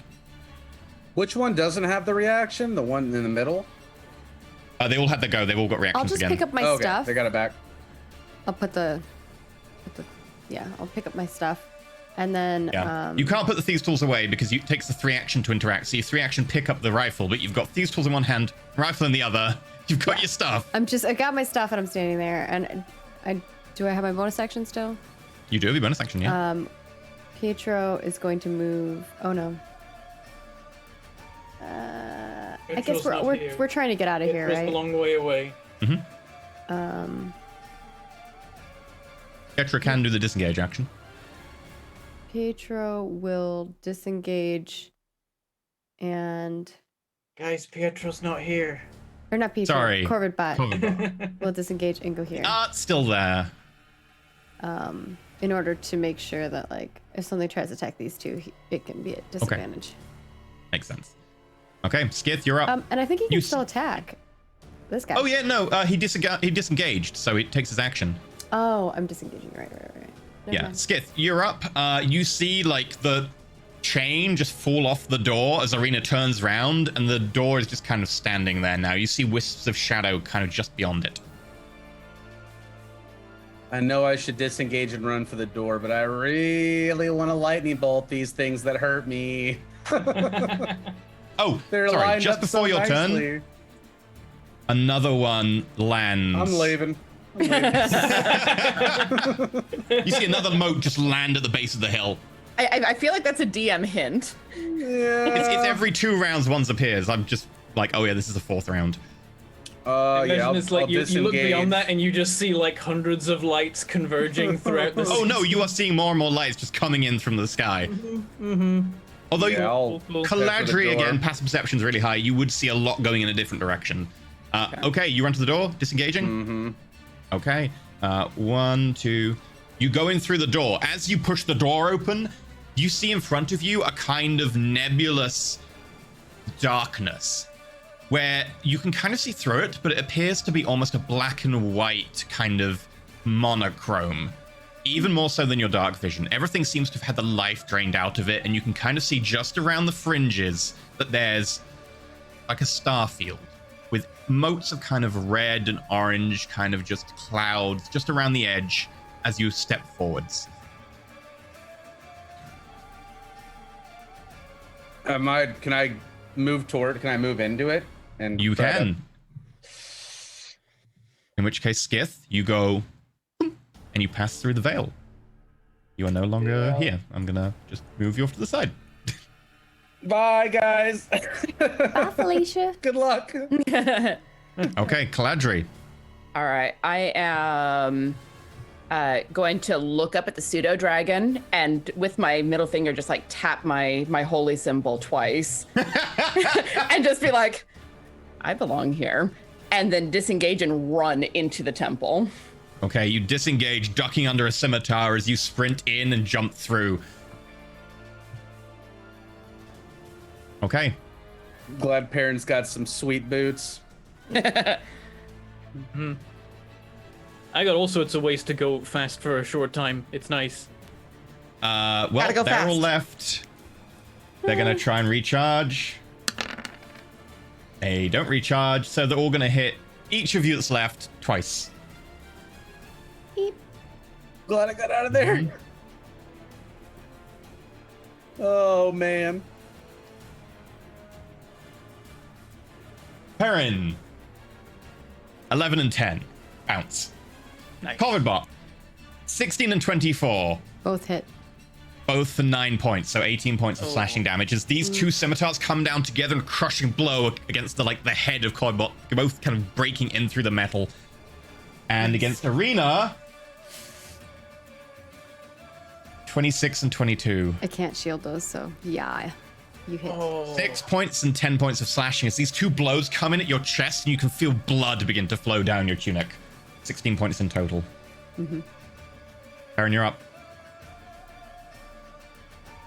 Now here's the I thing. have my gun in my hand now. Can I use it as a reaction? If you want to, you may. You may spend one charge to, as a reaction, get to fire a shot. Okay, I will. This is my first time using this. I'm using one charge. As you hold the gun, you kind of feel the anger, the need for vengeance against this wrong that has been done against you. And as you look down at the blood, you kind of feel that the target in front of you. You just raise the gun naturally. Yeah, I know what Perrin feels like now. True. And I missed. Oh, 24. That is a hit.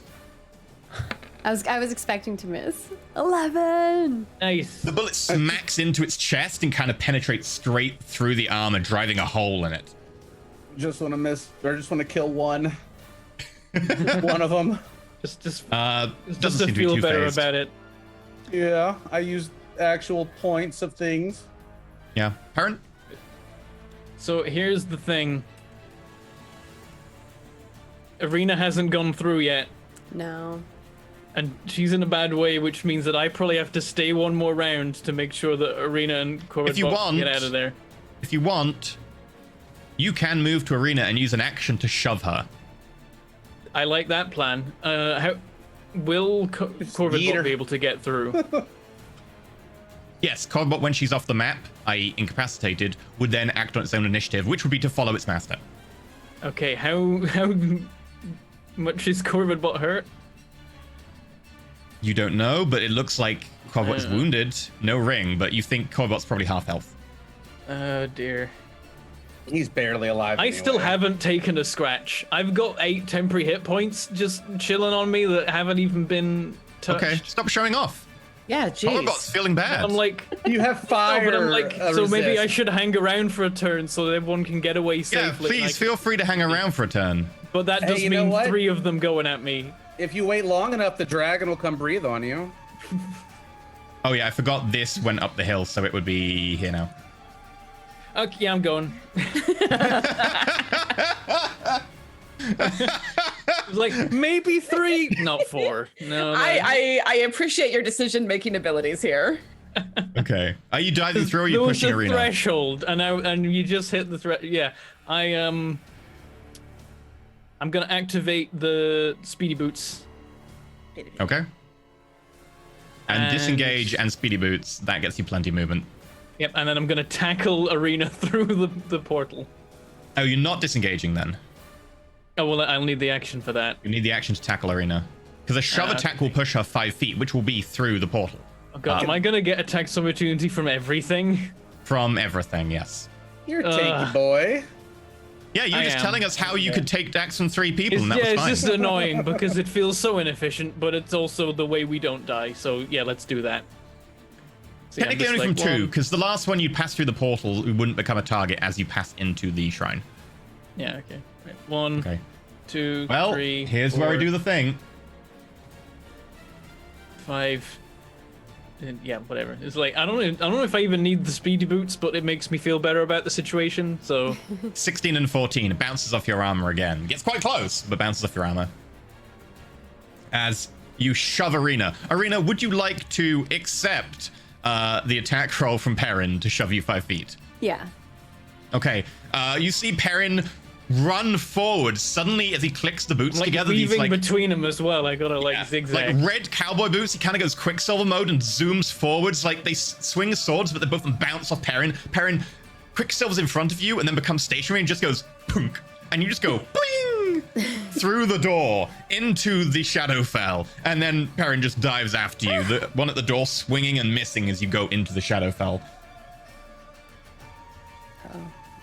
And then they Corvid bot eat is alone. Corvid bot. Yep, which is why we're still in initiative time. Corvidbot's turn. We dive through, we Disengage. arrive in the Shadowfell, Corvidbot- and then Perrin looks back at the portal like, come on, Corvidbot, come I on. imagine Corvidbot's like steps on one foot, steps on one foot. You know how like the birds do that 1 foot, and then like looks around and then just runs. Yeah. Like launches himself into Looks around as all of the actual like elementals begin to crawl around and is like, nope, and then just dives out under and weaves and jumps through the portal with a disengage. Yeah. And with that, we're gonna go to a break, and when we come back, they will be in the Shadowfell. It's already break time. Yep. Oh. I have a lovely map for the Shadowfell. I love this excited. map. So this is actually my favorite maps map. mean combat. Not always, but also I just really like this map. So we'll be back shortly. Combat. I mean, this was an optional combat. You just weren't stealthy or poorly. acrobatic. Yeah. Or in It's particularly also a fast. universe where we did a stealth roll and you're like, you pass. There's a thing, you lockpick it, you go in. Yeah. Yeah. So with that, we will be back shortly. Enjoy the 8-minute break. Do we have a giveaway? Yeah, it's up over on our Twitter. There you go. If you want to get involved with winning, is it DMG again? Yep. So if you want to get involved winning a DMG on Roll20, that is the Dungeon Master's Guide for Dungeons & Dragons 5th edition, head over to our Twitter. It'll be the pinned tweet at the top. And you can find all the details on how to get involved with a giveaway there, which you just get a free DMG. So feel free to head over there. We'll be back in 8 minutes. And yeah, get yourself a little tiny short rest. Doodles. So we're going to the Shadowfell.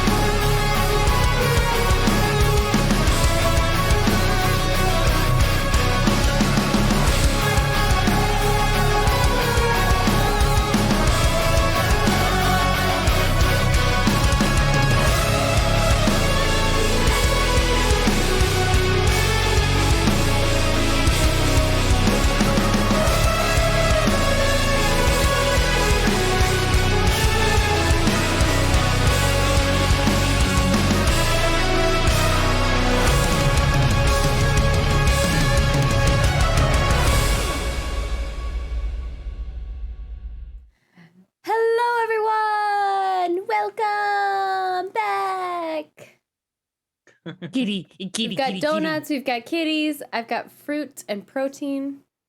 Benson's got biscuits. I just I've have got a tea. lot of chocolate biscuits. I'm gonna have another one. What have you got, Cobbo? What have you got? Oh, and a purring kitty. What do I have? What? We've got donuts, biscuits. What do you got?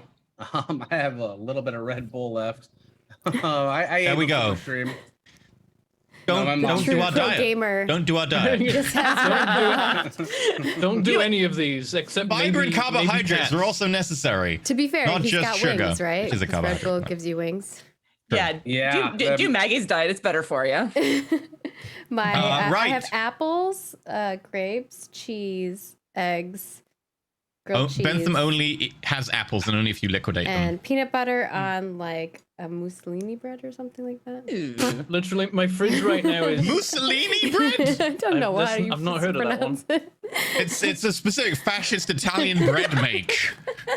I always call it Mussolini bread because it's funny. It's a weird dear. bread. Okay. Apple juice is one of the few things I have in my house right now. I'm currently out of everything except This does not cheese, surprise me. apple juice, and chocolate. Ben's is a all I need, hummingbird. really. He's a real Yeah. life hummingbird human hybrid. A real life hummingbird as opposed to all those fake hummingbirds out there. Well, I meant human hybrid. Okay. So, with that, you pass into the Temple of Shah, which appears the entire thing, as you quite well predicted, would just be an entrance to the Shadowfell, considering the amount of death and destruction that happened here, combined with Shah being all about darkness, shadows, and also the creator of the Shadowfell. And as you pass through, you see the Nyx, the weave in between the realms, with all of the stars in the sky and the kind of colors briefly as you pass through. And I'm going to show you this map because it looks badass.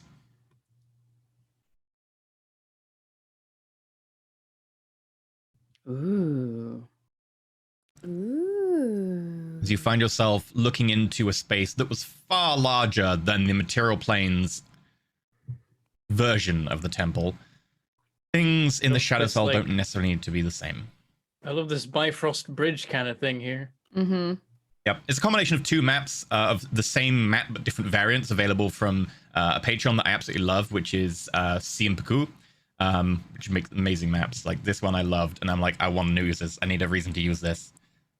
So as you step onto it, you feel the omnipresent background of the Shadowfell. Everything in front of you is leached with color just gone. The palette is entirely monochrome. Your dark vision kind of has trouble even penetrating the darkness around you. There is no light.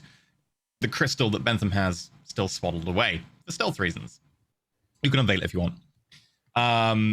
But as you look out in front of you, this huge chapel, you feel this kind of grief, depression, anxiety, all the negative emotions associated with Shadowfell kind of impinge upon you, and you feel the very oppression on your souls. You're here. You've made it, and it does not appear that anyone is pursuing you. As you look back, it's just that shadowy, filmy border. It doesn't seem anyone else is coming through it. You take a moment to heal. That would be advisable, I think. Arena nods.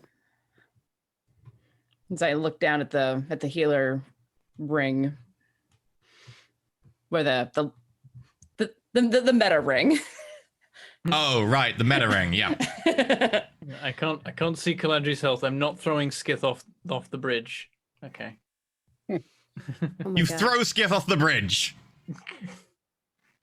Are you doing mending there, Maggie? Yeah. Okay, Caladri, as you turn and say this, with your dark vision and your passive perception, you notice something odd. There's bits of the darkness ahead that are moving. You see small patches of darkness that seem to be shifting and floating across floors, walls, and moving. Watch them, eyes narrowed a little bit, trying to get a sense if it's entities that I need to be aware of or if it's responding to the magic that's being used here. You could make a religion roll if you wanted. Okay.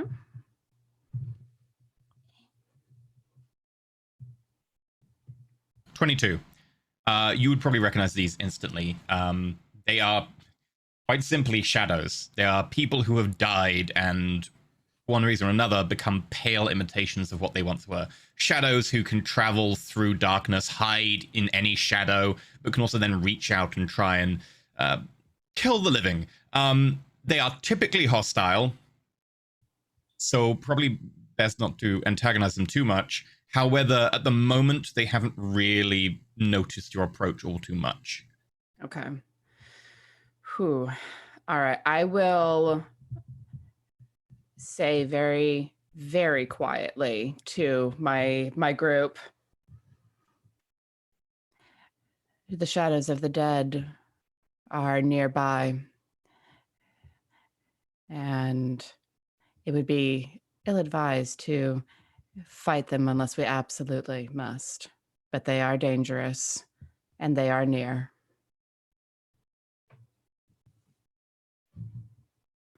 Arena will nod as she's repairing Corvidbot with her strange In your tool. head, Perrin says, noted. Twitch a little bit. They won't interfere with any mapping we're supposed to be doing, will they? They will if they attack us. Hmm. I find it rather hard to draw and fight at the same time, personally. Fair enough. I'd have no mapping skills anyway. Nor do I. But that said, do I get the sense that if we were to surround ourselves with as much light as possible, they wouldn't be able to get close? They very much dislike light in terms of they might be scared off by enough of it, or they might just attack, but they would have real problems attacking into light. Okay. But bright light might also antagonize them. Right. It's definitely like using light would be the equivalent of a display of dominance. True. So There is an option. I would advise save a bright light for at last resort when it becomes truly necessary. Our best option is to just go and try to not draw their attention. Perrin nods and makes sure that the crystal is properly stashed, but readily available to grab if needed. Mm-hmm. Like, can he have it on like a string so that like he could? I'm a generous GM when it comes to items like that. You free action. If it's not like stored, free action. Okay. I just need to make sure that I can both have the light on display and also be able to put both hands on my sword. Yeah, well, it was being worn as a necklace by previous characters, so yeah, I assume there was a Okay, bit of right. able around it. Yeah. Okay. Should awesome. we drink the potions, or do you want me to help heal? Perhaps a mix of both. I think we start with potions.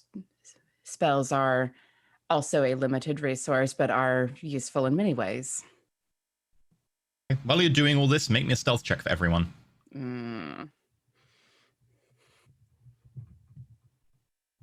Fun. Nat 20. 23 and 7. Yeah, nat 20. And then Also nat 20.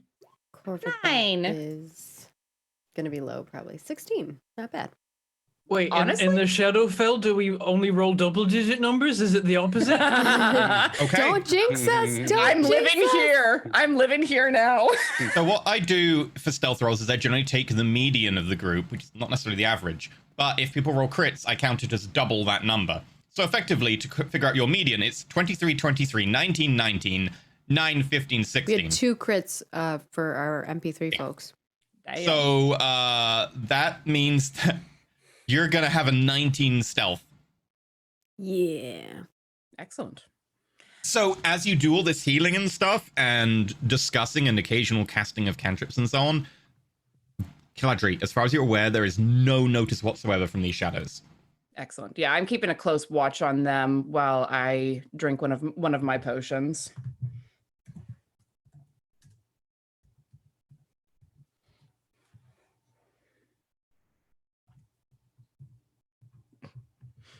Because of course.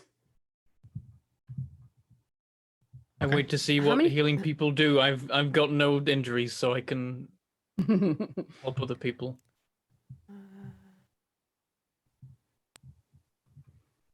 Oh no, What? the snake eyes on the health. Yeah, I have a grumpy. Like picks up the health potion, and as you drain it, you look and like, where's the rest of it? You look, the bottom of it was smashed in one of the attacks. You only got the dregs. Like, oh. And a little bit of glass that I have to spit out. Just like that was lovely. I can't see Aaron's or sorry, Arena's health. How you doing? I can. I rolled a +7. I'm at 28 out of 42 right now. I do have Okay. 2 more potions. I'll use a spell slot to heal you. Okay. A little bit more. That's not what I want. So turn off the radiance. So Does right anyone now, not have a potion? Why did it do that? no, they gave out the potions at the beginning, so everyone had potions. So everyone Yeah. has I've one. got 2. Because I had 3 total because I haven't been using my other ones. Yeah, but you But get now I'm down to 11, 11 healing, Ooh, nice. Thank you. and I get 3 temporary hit points. Oh. Nice. You see a ring of healer's heroism adorning Ah. one of her fingers. We've seen those before. It sounded like one of you has one. Yeah. Well, Yeah, I don't think anyone's wearing I've it. used right it at times in the past, but I can now use false life on myself, so I now. I can have always also just used get it in the past. I'm going to pull Skiff back in Oh, from cool being kicked warlock off into the void. gubbins. Yeah, thanks. I'm trying to keep track of everyone's health because I'm like, I've got heals I can throw at people if needed. I think I'm okay for now. Like, how is? I I'm think okay I'll put right a heal now. on Caladri. Ah, thank you. Cure wounds, level 1. Thank you. Ugh. Hey, I every little rolled a 1 on the die. You healed 4. it is appreciated. Well, I Galadriel retract does my have a lot. previous statement about dice in the Shadowfell. You've offended the want- Shadowfell now. Do you want another potion, Caladri? I have one more. I have 2. Yeah, I maybe I won't roll snake eyes this time. I've got 2 as well. I could give. I'll give you one. roll to give you a potion. Thank you. I rolled snake eyes for you. What is happening? So 4.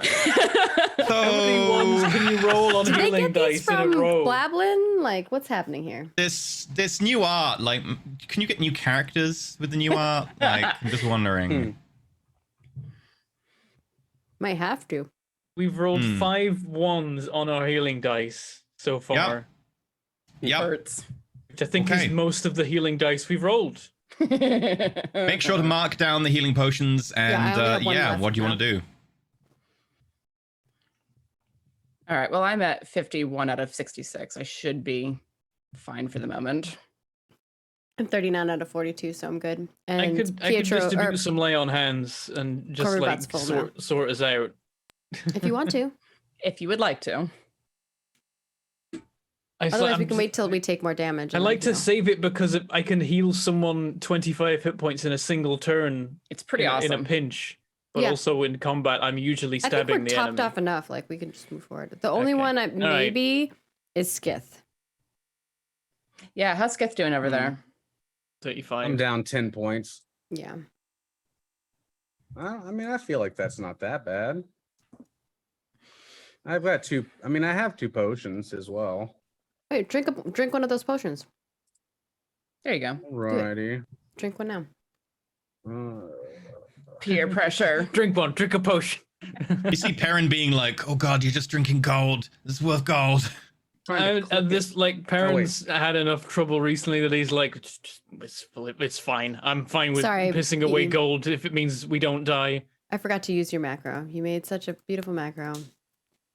We'll get in the habit of using More it. than a macro, it's such an API script that I is know. available on the forum. I'm just saying we're sponsored by Roll20, and if you're a pro user, you can use scripts, and it's on the forum. It's really good. That one was a roll of a 1 and a 2 on the healing dice. We're going I up in know. the world. Yes. Yep. But it automatically healed his character, which is cool. It's nice. Yeah. All right, let's move. Okay. All right. while Yeah, while and- the stealth roll lasts. Yeah, So and bear in mind that right now, Keldry, your glaive is still giving off that soft glow. It's not bright, but it is a soft glow. Keldry. I don't ask anymore. We're just Sorry. gonna say your name wrong every time. Calandry. It's Calandry, right? I've got it, Say right? Vanna, and I have to kind of engage brain just to say it like this moment. Caladri, yeah, if you just bear in mind your glaive is giving off a soft glow, so Okay. And I will take a moment to hold the glaive in front of me in like a guard position for a second as I touch my holy symbol and bestow eyes of night upon my three humanoid companions. okay. Ooh. Do you want me to drop that in the chat? All three of you. I know what Yeah, it is. go I read for it it. yesterday I because it can- ruins all the dark vision stuff You that I can was paste it going in to do. chat for the viewers. Paste it in chat for this. Good idea. All three of you, as she whispers this, you kind of feel the touch of the domain of twilight, governed by Saloon and Shah, as suddenly your dark vision expands, and you can only see about 60 feet initially with your dark vision, as suddenly you can see the entire inside of this huge temple. Up to 300 feet away, you now have dark vision. For 1 hour. Yep. Still pretty good. If this takes us longer That's than an hour, I'm in trouble. We're in trouble. You've already considered long resting at some point, so You're not wrong. I'll then bring the glaive down to my side. That should help. Yes, very helpful Is it- indeed. I wait for the tanky people to move forward, and then I will move forward. Actually, the glaive I'm gonna get is glowing on right still. Corvid Bot. the glaive is still giving off a soft, kind of pale silver glow. I And you can strap. see like that on some- the haft, there is like a symbol which appears to be a moon symbol, and it is currently like kind of like almost not necessarily a bright pearlescent silver, but kind of like faded bright pearlescent silver. I'm gonna get onto Corvid Yeah. Bot, and I'm gonna I put think my we'll just tool. put you my instead of tools away. Corvid Bot because people care more about arena than Corvid Bot. I offered Calandri some Lies. like cloth to wrap around the glaive if she wants. In case it makes a difference. Not unless I wrap it around the entire glaive. Oh, is it the whole thing glowing? Oh, the whole thing is glowing, yeah. Oh, never mind. I don't bother then. I thought it was just I thought it was just the blade because I was like, oh, you can wrap the blade up and then just like slice No, the entire through it. weapon The gives glaive off is that slight freaking light. huge. Have you seen her art? It's like a hockey stick. I mean, basically, yeah. Because When I saw it, I was like, dude, she looks like she's a hockey player. She's What a kind of badass. like one too. Yeah, I was like, what a badass. Okay. All right, but yeah, I'll take point as a cleric of Shar. It seems like a good idea to be out in front. Okay. In which case, make me stealth rolls. Oh, we did so well before. You did. Pern will follow just behind because he's in good nick at the moment. Okay. Wants to try and take any hits that come at us. Feel free to 9 leave from yourselves Skith. if I put you in the place you don't want to be. 17 from Caladri. 1 from One. Perrin. Technically, rolled I Okay, two. don't know. we're back to usual form. Corvid Bot From rolls, while it not me. lasted. Well, you can still make noise while you're moving. You're just on Corvid Bot, so I'll need a stealth roll anyway Dang, from you. 18. Okay. I don't get advantage on this one, right? You would still. Though it doesn't say when moving, it just says you get advantage on stealth. So, Ah, Ooh, yeah, 20. again? Thank How? God. Oh, We That is needed a- that. nat 20, so 23. So 23, 23, 18, 1, 17, and 9. So your median is 17.5. As you move with the crit. through, Saved. that's Oh, well, because of the crit. Trentham got a 1, so fair. Yeah, no, I was dragging it down hard. I will show you how many enemies there are here. I thought it was a 7 at first. I'm kind of blind. Not gonna lie. Oh, stars and stones. As you go forwards, You all Boy. begin to notice occasionally the flicker of shadows moving, deeper patches of darkness around you as you step carefully through.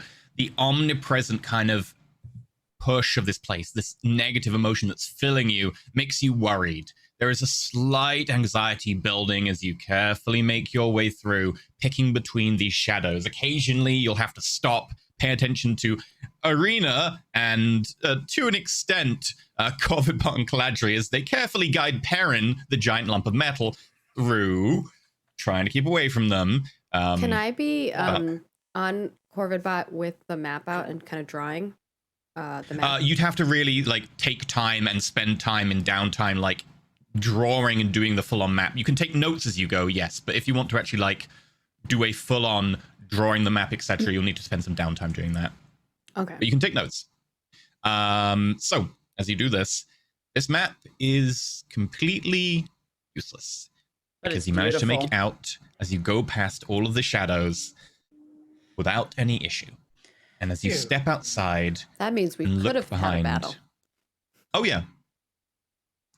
You notice that the Shadowfell expands in front of you, and as you kind of expect, it is a huge barren landscape with jagged rocks for mountains in the distance, and around you, evidence of a ruined city. There are bridges half crumbling, old buildings of like spires and castles, but none of them really actually conform to what you saw on the material plane. As you look behind you at the Temple of Shah, which in the material plane was a small cylinder with a little dome roof, this is a huge vaulted, magnificent thing, like hundreds of feet long, with pokey, very sharp spires, almost built like tridents and daggers. The entire top is completely covered in like needle-point sharp pinnacles. And as you look out in front of you, you can see the ruins go on, and well, to the limit of how far you can see, because the entire place is coated in darkness. What would you like to do? Attempt to find our way to the Lightning Rail station, I suppose. Okay. Yeah, get our bearings as much as possible and try to navigate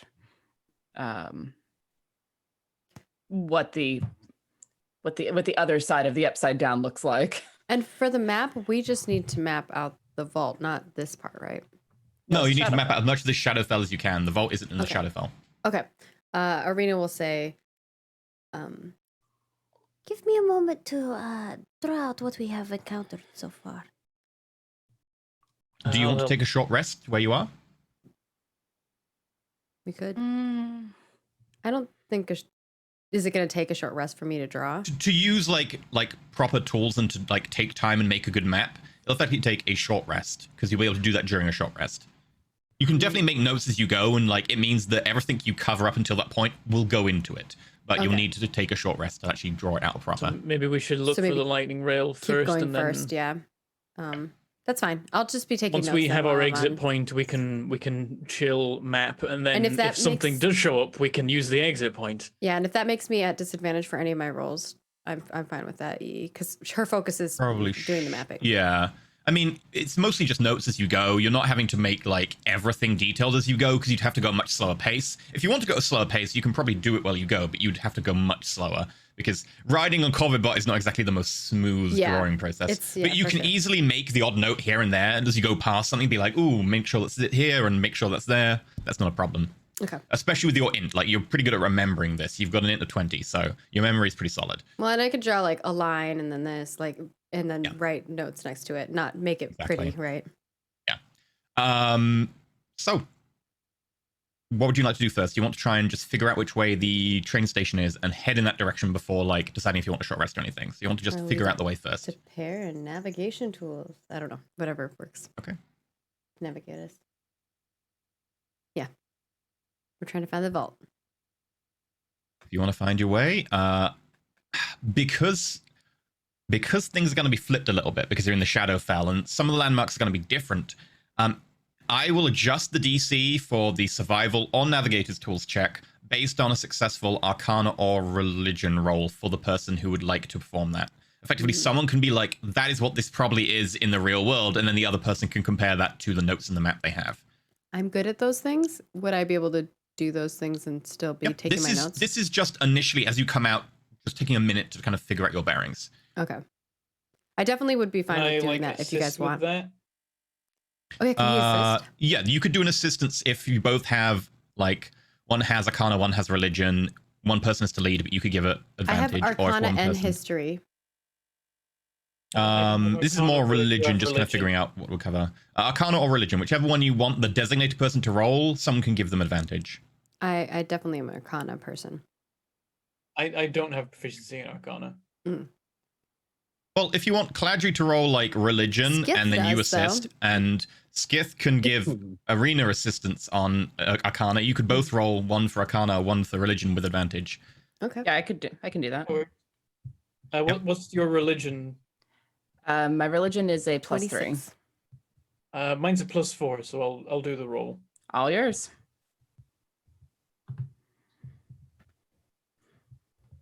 18. Okay, so 26 on the Arcana, 18 on the Religion as you kind of work together. With the Religion, a lot of help from Caladri here, especially since the Shadowfell is definitely the domain of Shah. With the DC, it's going to be slightly easier for Religion, plus the fact you have Caladri, whose specialism is kind of covering the Shadowfell and Twilight Domain. Both of them going to get you kind of the same thing, which is a massive decrease in the DC for figuring out where the train station is. As you kind of look out over the buildings that you can kind of see around here, you can kind of try and translate what they would be in the mortal world. So, if you would like to make a survival or navigator's tools check, I believe Perrin, you wanted to do it? Is it best if I do it, or is it best if Arena does it? I probably have a higher skill for it, but you have fancy navigation tools. Could he assist? I do. Well, navigator's tools aren't a what's it called? An artisan tool. They're a specific kind. So, would you be able to do the test? Oh yeah, true. You have. It's not an You artisan don't have tool. proficiency. No, it's just you. I have So- survival. I can assist you with survival if you would like. I would say you wouldn't be able to assist. The DC would be different, so I wouldn't be able to assist with one. You'd have to assist with the same one. I have a But navigator's +4 tool is for going to lower the survival. DC a bit. I don't know what your navigation tools. My survival's +3. I don't know what pluses I'll get on my navigator's tools, all told.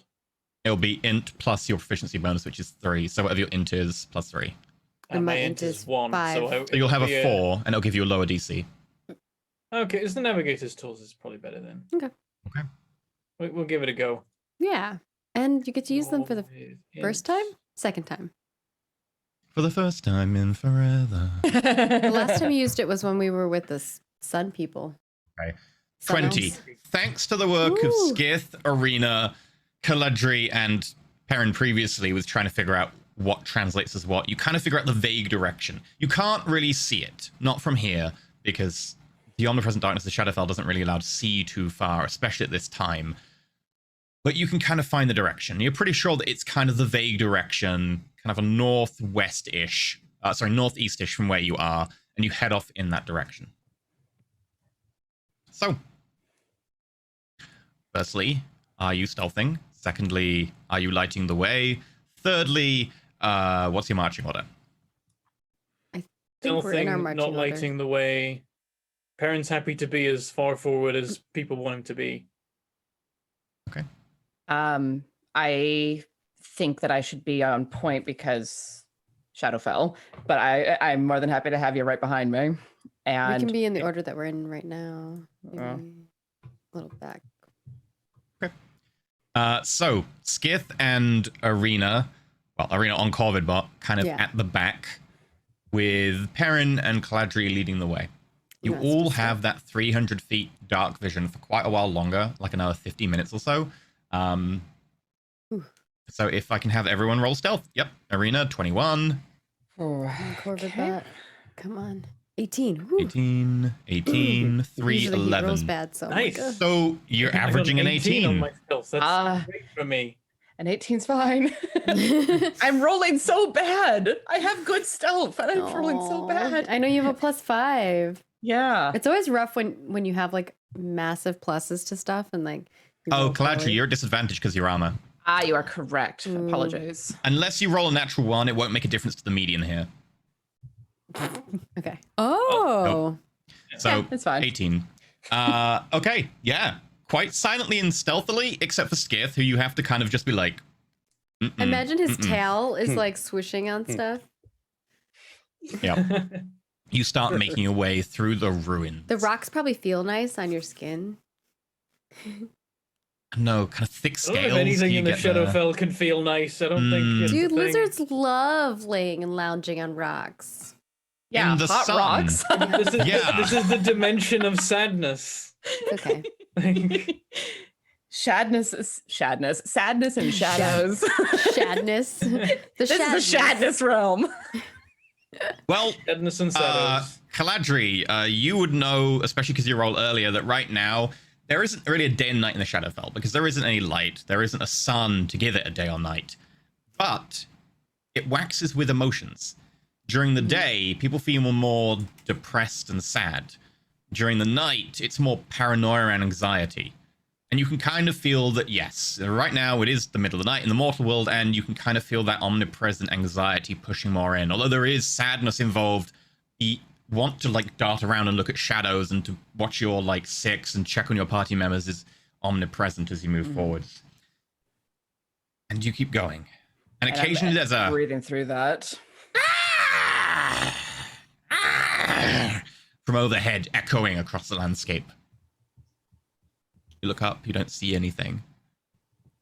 Promising. The sound of big flapping leathery wings in the distance, which Arena, Corvibot, and Cladry would hear. But nothing seems to trouble you as you move on. Eventually, after an hour... Arena is looking anxious as she hears these things and shadowy things. Oh, definitely. And like the pen that, or the quill that she's writing with is like shaking. Caladri, again, with your passive insight, you would notice that Arena is definitely dealing with fear right now. Yeah. She's a little struggle bussing right now.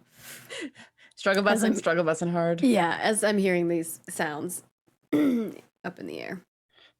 I'm keeping half an eye on her because I know that anxiety can turn into flight or fight very quickly. And I want to be ready to call her the small one if it becomes necessary. Okay. As you keep going on, Ladry, Corvidbot, and Corvidbot will poke Arena, so Arena will hear it as well. You hear a scrabbling sound of someone quickly trying to get out of your way and hiding up ahead to the left, just behind a corner. You hear the sound of like a rock move, and then kind of a scrape of cloth. Arena looks really scared. Okay, I'm gonna like gesture to the others. Hold up a couple of fingers and be like, "Oh yeah, I already stopped moving." And stand for a moment, like looking, engaging with the glaive down in front of me in a guard position. Okay. As you doesn't know why we've stopped, but he stops. You see a small bare limb poking out from under a rock, really poorly hidden, considering your passive perception of 17.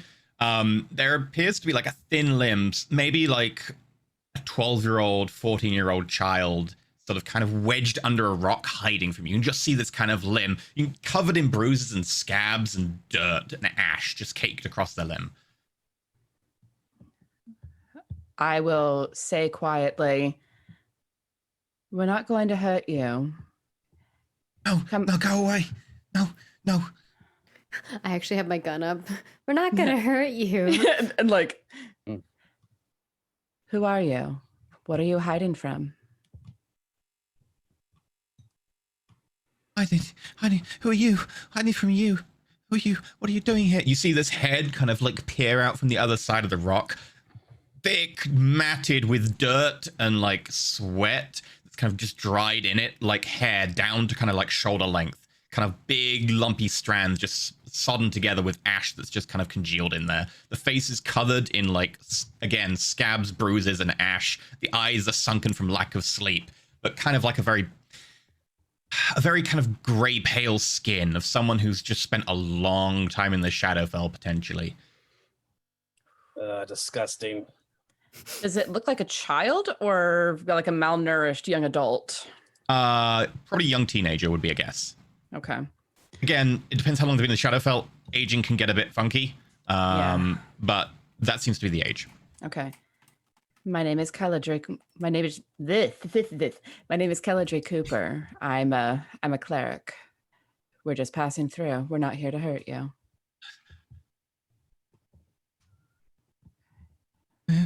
Where did you come from? Well, we came from the material plane. You came from the material plane? Yes. How did you get here? Ran and I fell. I ran. You ran from what? Long. Fire. I was hiding. There was fire. I found myself here. Oh, interesting. City under attack? I don't know. It was just fire and being told to run. Oh my god. Perrin does some quick maths. How long ago did the city fall? The city was destroyed about 200 years ago, roughly. Yeah, Caladri's doing the same math in her head. Cool.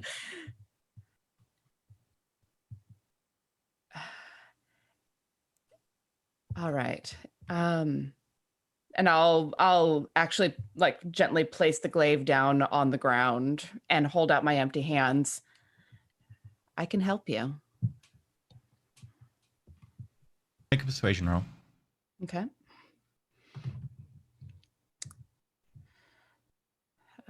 Persuasion. 5. Yeah, that's on brand. As you kind of put the glaive down, they look at it and the light is just so bright they kind of inch away from it, almost like this dim light given off by this is hurting them. They just kind of hide, like, no, what's that? What's that? Put it out, put it away. What's that? It is my weapon gifted to me by my gods. I'll shuffle to the side to step in the way of the weapon so that the light isn't shining on the person. Mm-hmm. Perrin, the big armored form, Perrin steps in front of the light so he's now backlit. Who are you? I know this has got its pros and cons. Who are you? I mean no harm. My name is Perrin.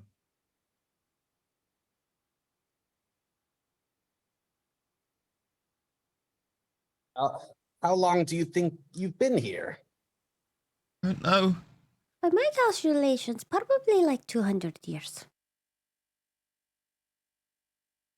That's what Arena says because she's not charismatic and she's super smart. In Arena's head, she hears, Yeah. I don't think that's the right thing to say right now. No, I asked him how long he thought he had been here. Come. Truth? Sometimes the don't truth know. hurts. I don't know. A while? A long time? Years? Would you like to get out? Out? Back to the material plane. Make a persuasion roll, Perrin, with advantage, because you're being helped and you're offering something of great value.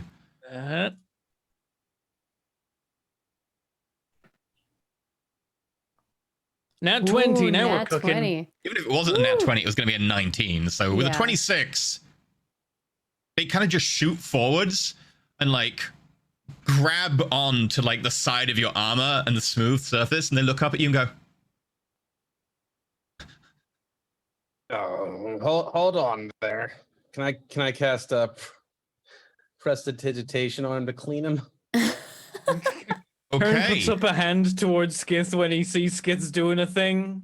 Like, Skith, do you want to cast prestidigitation? Yeah, he's dirty. Okay.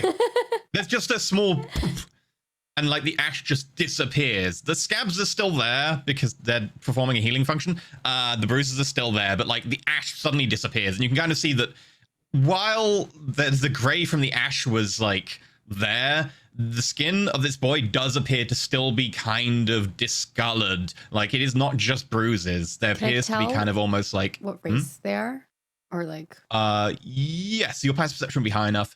As far as you can tell, they do appear to be human. Interesting. But their skin does appear to kind of have this almost like swirly, like grayness to it. It seems to be slightly discolored. Dwergar or something. Perrin winces at the poof, and like he's like, this could go very well or very badly, and like, You're welcome. you know, sees how the kid reacts. You're blue. Yes. I don't know what particular color you are, but I am blue.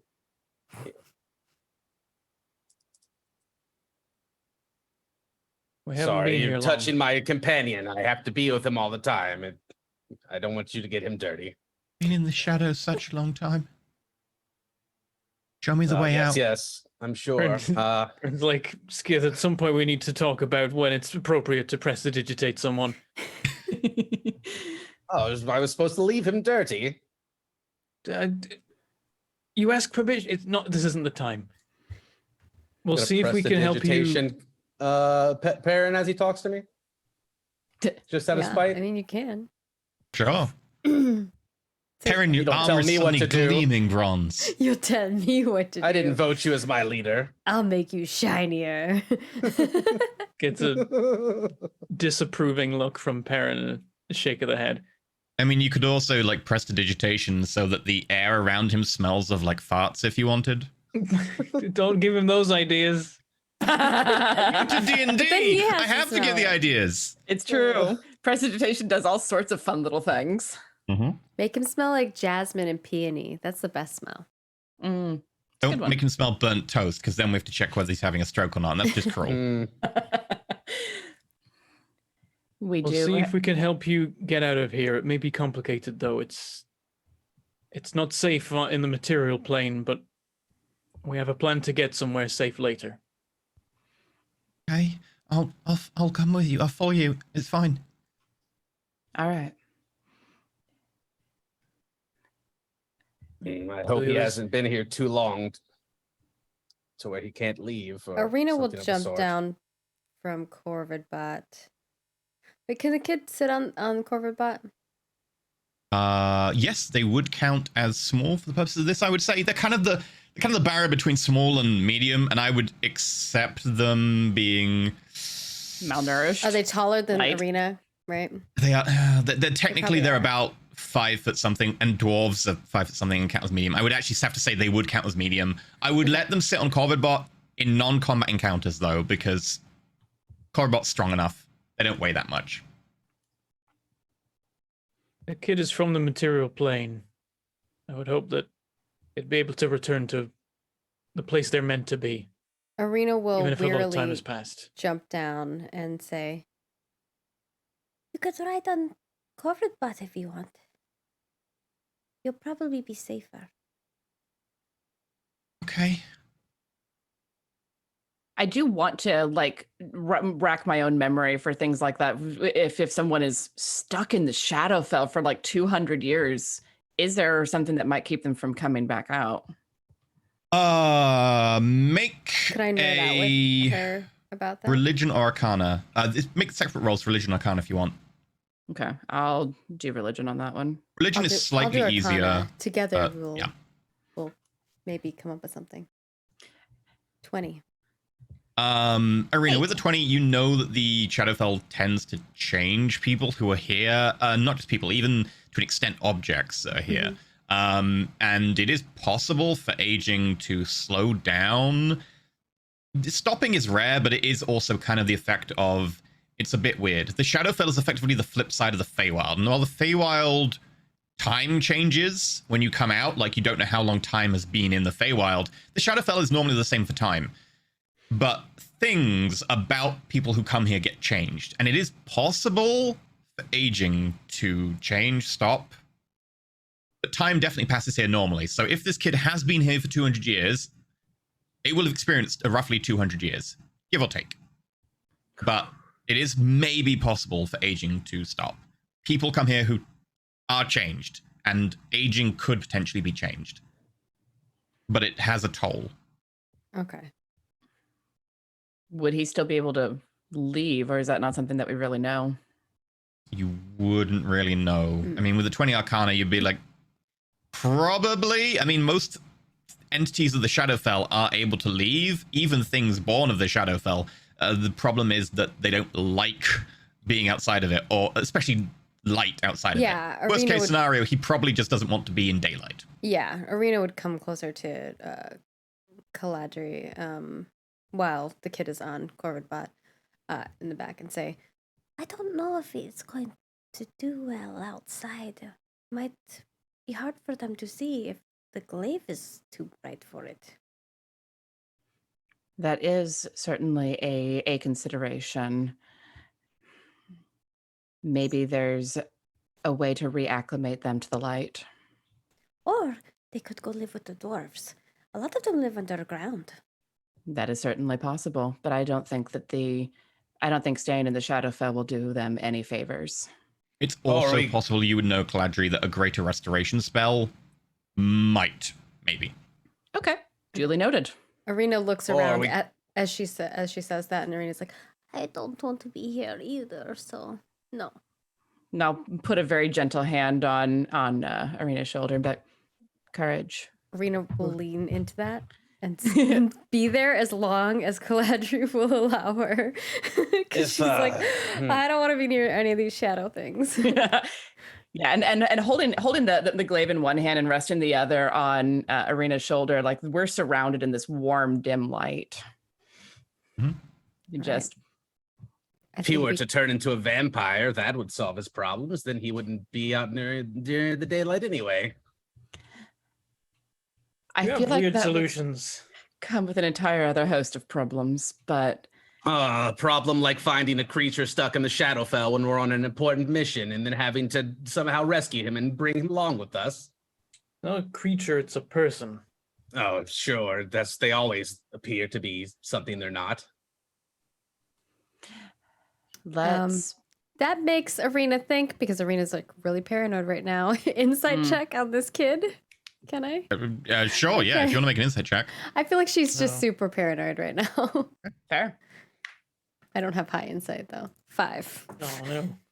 I mean, I'll be honest, the thing that gets in the way is your fear of the shadows. If anything, you're just like, I cannot analyze this person because they seem maybe scared of shadows, and I agree with that. Shadows are scary. Yeah, Arena goes to look at the kid, but then just leans more into Caladri and says, we should get moving. And she's looking around scared. And you can tell she's she's shaking. Arena, how many people can you use Featherfall on? I think it is 5. I think it's 5 including and you. So is it 6 in total? Or I think it's up to 5 falling creatures within range.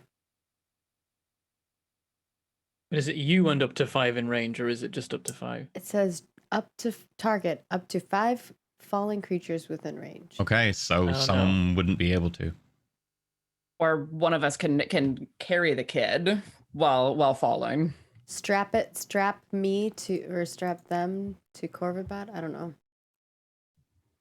They would still be a different target, so whatever is holding would have to suddenly withstand the, terminal velocity bludgeoning force or whatever. So it would be, you might still figure out a way to do it, but Featherfall would not affect one person of the group. Okay. I could cast it twice. In theory, depending if you get the range right, that would be split-second timing. Yeah. It takes a reaction. Yeah, I don't know if that Probably wouldn't be able to. What's the range on it? Because you fall like 500 feet per round. You get one reaction a round. Sorry. Yeah, by the sounds of it, that wouldn't 60 work. feet. While one The group range is was 60 feet. finishing their feather falling, the other group would splat into the ground. I mean, theoretically, we could have someone or something go into one of the bags of holding. True. You can survive in a bag of holding for 10 minutes. That would be a very short time to have to be in there. Arena could fit in the bag of holding, and potentially this kid Arena's could fit the in one bag of holding. casting this spell. No, we need Arena out. True. Potentially this kid would fit in the bag of holding. The rest of you probably too broad, but this kid could. Okay. you would have to convince the kid but to I get could into an rebuild extra too. So I if mean, you- I True, you could- could just push Corb off. yeah. Yeah, we'll just be like, hey kid, you've been in a weird dimension for 200 years. What's 10 minutes in a different weird dimension? Where you I have to could hold your save him breath. from a fall. Ooh. If it's, I mean, I could, but I don't know if Skiff would. But I do have dimension door still, and I can, if we're 500 feet from the ground, I can. If he's within 5 feet of me, I can save him. And if we're falling off the plateau and not in the dragon realm, then I could definitely use that without alerting it still. But That's also an option then. if I still have it after we're done with all of our shenanigans, and if That is and the big question. if I want to save him, because Yeah. I think he's a hindrance to us right now, and I don't see any usefulness to keep him. And I'm not really a hero, so I'm a good bean. Like Arena's a good character. She would want to help. And Caladri's But more. It makes as sense well. if your alignments are not good, though, for sure. I understand. Caladri's more neutral, but also this is a kid trapped in a bad place. Yeah, like no fault of their own. They've just been suffering. Parents like, yeah, we gotta get him out of here if we can. All right, let us. Like But- we have ways and means. We do, but right now we have the mission to complete. it must have been some favor you owed the Oracle to have to go through all of this.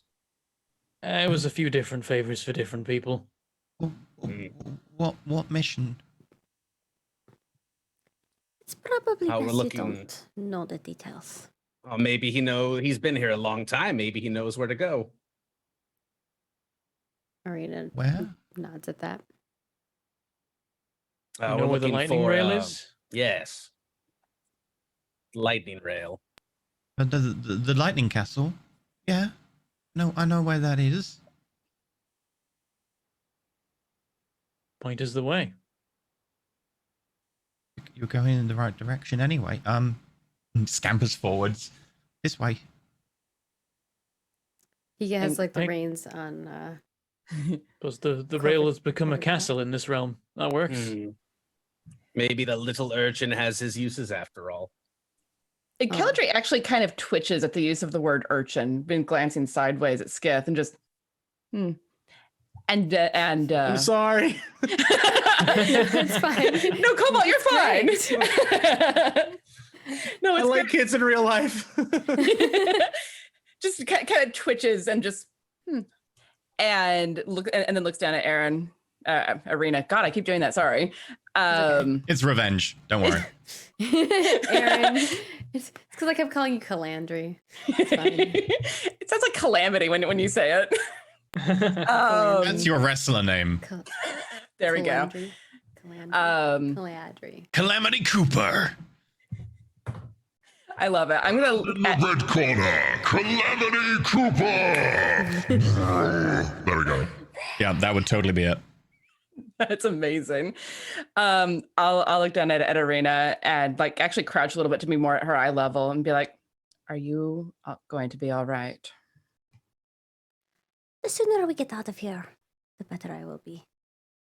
I don't like it. I think. She like leans in really close to you and then whispers really quiet. I think there's something in the shadows that wants to get us. It tried to touch me in my sleep. It sounds inappropriate, but that's the truth. That's what she thinks happened. It is completely accurate. It's the worst part. It's accurate. And Caladri will think about that for a moment and be like, "Do you mean out in the material plane?" She nods like furiously. I didn't right. get much sleep. You do look exhausted. We can talk about that when we're out of here. I may be able to help. Do you need somewhere safe to sleep? I know a place. Not right now, That would be good. but I- it'd be good to know later. Or It's good to just know off- for later. It's this way, like points towards where you were going anyway, and then just off the side, kind of the way we're going, about halfway. Arena will Alright, make a note of perfect. this in the notebook. All right. What are you doing, She's talking to me. Rena? just taking notes, so I don't forget anything. Oh. She's writing with a quill with a giant raven feather in a like what looks like a spell book of some sort. Okay. Okay. So, go on. And I'll You are take point surprisingly again. stealthy. Okay, you take point. You're surprisingly stealthy, and it continues onwards. There's a couple of moments where there's disconcertingly large gaps in this plateau that you're on. You can see down these cracks that seemingly go on forever into a roiling cloud, which almost has a kind of violet tint to it. The only actual color you see in this entire plane. But you manage to sneak past the few entities you see. At one point, you see a man on a horse with huge plate armor and a big black robe over it with a large scythe. And there are 3 dogs, seemingly made of shadow, that bark around. And you see the cloak kind of tilt sideways and look vaguely in your direction before moving past, and then moving onwards. The horse kind of trotting into a little bit of a move. And as you see this, creepy. you can kind of see that the horse itself is actually kind of ghostly whispering at the edges, almost like it's a phantom. I love it. I want one. I want 5. I want 5. If you want, you can just go say hi. I'm sure I can give you one. Yeah, right. Sure. Okay. But as you go on, I need you all to feel the effects of the Shadowfell. Please, everyone, make me wisdom saving throws with special attention to Arena, because of your fear. I'm afraid this will be a disadvantage. And Do I get Caladri, advantage because because it's a spell? it's still a spell. Magical? And because of your affiliation with Shah, you will have an advantage, Caladri. Got it. Oh my god, I rolled a 3. Caladri does not bothered at all. Oh god. Okay, and Skiff wisdom and Arena. For And Corberbot doesn't need one. Corberbot actually can't be affected by this. oh, okay. I didn't know. And Perrin. And the kid is on. This is against being Corbett. charmed. I get advantage if it matters. He's not against being charmed. Okay, just making sure. I know. I can get advantage every once in a while. I always ask. Have a shot. It's worth asking. Also, magic can't put me to sleep. Yeah, that's But nice. 'cause you're an oxygen elf- deprivation part can, elf, as right? demonstrated. You are fine. Okay, I need both Skith and Arena to roll me a d6. All right.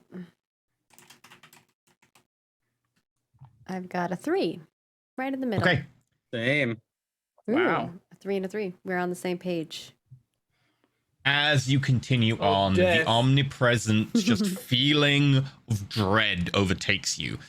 You begin to dart your eyes around, looking at every corner. You're afraid that something here is lurking. Something's going to follow you. When this hooded figure comes by, your heart is beating palpably in your chest to the point you can kind of feel it almost in your ears and your head. The Yeah. throbbing sensation. You're so afraid of everything here. You both now suffer from this. Oh my gosh. Oh no. This wasn't Yeah, worth I think I was already, 250 like, gold or there. 500 gold. I think I was already there, but For the you know. MP3 listeners, Dread. The character has disadvantage on all saving throws and gains the following flaw. I am convinced that this place is going to kill me.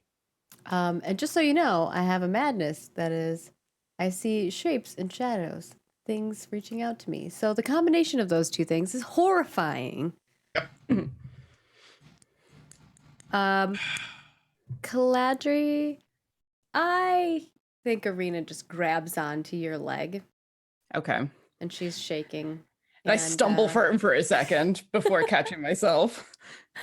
Can I just like put my feet on her boots and just like hold on? Right. You know, like when a little kid does that. Mm-hmm.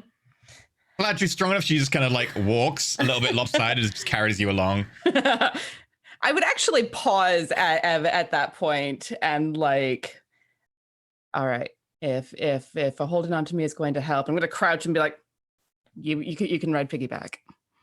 When you do that, she's like, It tried to touch me again. I think it's going to kill us. I won't let it.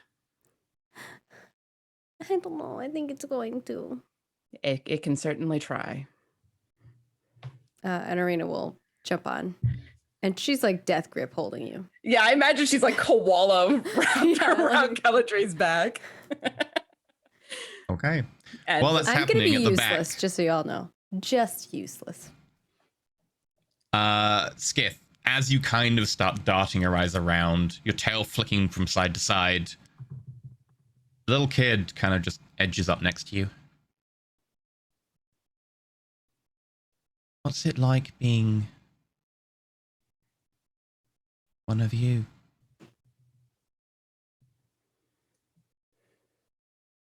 It has its ups and downs. I get to look great, but there's certain responsibilities that you have that are expected of you.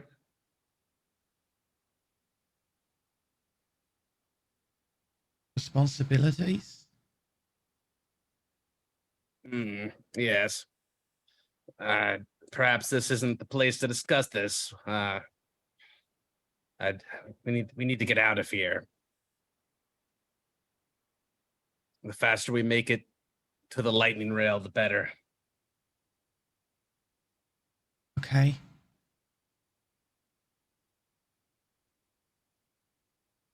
You sure you need to get out right now? Hurrying could be bad. Yes, I have a terrible feeling about this place. Like something bad is going to happen to me. Okay. You'll be okay. I've been here a while. Terrible place. Yeah, that is suspicious in its own right.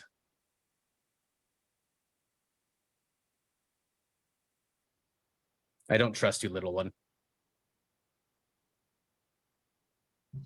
Pulls a little bit away from you. Trust him. Blue steps further away. You're one of them chromatic ones. You're evil. What was that? Chromatic. You do know that dragons are separated into metallic and chromatic. Typically, but not always. Chromatic ones tend to be evil, destructive, greedy, avaricious, etc. Metallic ones tend to be altruistic, supportive, protective. Not always, but majority of the time they do have two sides.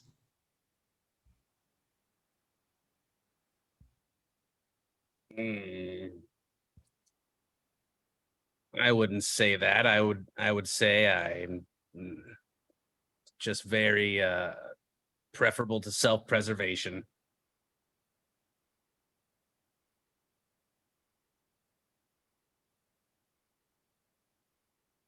Such as yourself, it would seem, after living here for so long. I can understand that. You'll do whatever you need to do to survive. That's right. Okay. And carefully takes a step back. Okay. Keep an eye on this one, Perrin. Little The kid, kid's like, on eyes up Perrin. Corvid bot, right? Yeah. Okay. The kid eyes up Perrin when you say that to Perrin, just like, keeping track of everyone.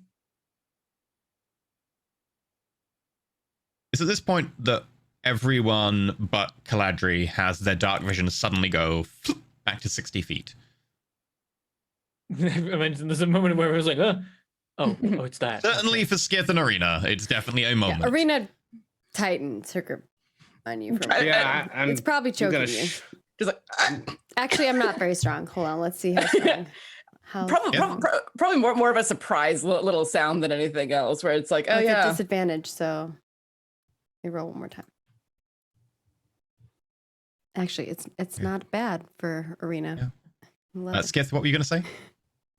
I was going to say Skith is going to shuffle closer to Perrin. He's not going to grab him, though, but That's still not something he would normally do. Kind of like Karen, you like look over your shoulder and Skith just keeps getting closer every time you look. It's all right. Caladri can see the way. We'll just follow her lead. I guess Corvid Imagine Glad I our cleaned friend you. here has We're in learned to see great in this AoE place too. range. You can see now, kind of in the distance, there's a shape. It's hard to discern from this far away because it's outside the range of even Caladri's dark vision. But there seem to be flickering lights on these streamers across from it. And as you kind of strain, you can see that it seems to be maybe a castle of some kind with what appears to be train tracks kind of coming out of it at weird angles and wrapped around it. And occasionally lightning sparks up and down these train tracks. Like heavy metal sleepers just going round, spirals and just arcs, and occasionally just electricity breaks across them. In monochrome. That's all I got. Perhaps we should take a nice. Perhaps we should take a short rest at that spot that our friend uses. I'll be able to get some spells recharged, and we can heal up what we haven't already. Okay. And sort out the map. I can't recharge anything in a short rest. We could stay longer. We could stay a few hours more. I don't want to stay. I want to go. Wait for the day to change. Might be more dangerous out there than it is in here.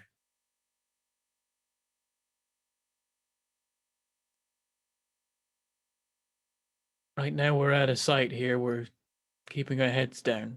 Didn't last very long when we tried it out there. Wait, what's out there?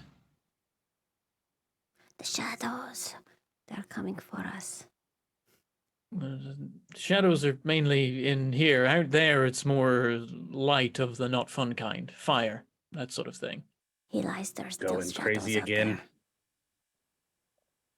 The lightning rail is not a good place for us to come out. We have a mission to do, and then we'll leave. From there, we're going somewhere where it's safe to escape the Shadowfell. Maybe you should wait longer. If you go out now, it'll be the turn of the day. It might be light out when you leave. If you wait a few more hours, you might be able to leave in next darkness.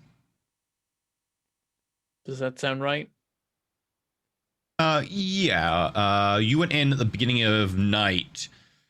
Teleport run, and you're on your way, so it's probably getting to midnight. But if you do go short rest, go to the thing, spend time digging the vault, breaking through traps, going all the way back, you'll be coming out at morning, which it will be light.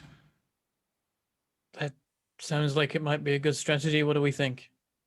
I am able to provide us with a safe place within the safe place to rest.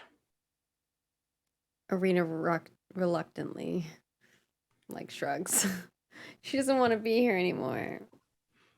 I understand that completely, but Yeah. Okay. but Now that Perrin's a warlock, it's like short rest, short rest, short rest, short rest. I have all these things now. Skip the sorcerer's just sitting there going, I don't get any short rests. I don't The get cleric- anything either. the cleric is over here just like, meh. That's why I'm at the He's the moment. I'm only always one. like, any situation I get into right now, I'm like, can I use 2 level 1 spell slots? Because I just get them back next short rest. It's great. Well, there's that. Yes, I am able to provide us with a safe hut that will keep us hidden within the spot. Perfect. Because Liamon's tiny hut is a domain spell. Yay! Okay. Perhaps it'll be a welcome reprieve for our new friend. Who you don't even know their name. You've not asked. What is your name? That's my point. Nudge. Oh, what a normal name that one is. Right, Nudge, a pleasure to meet you.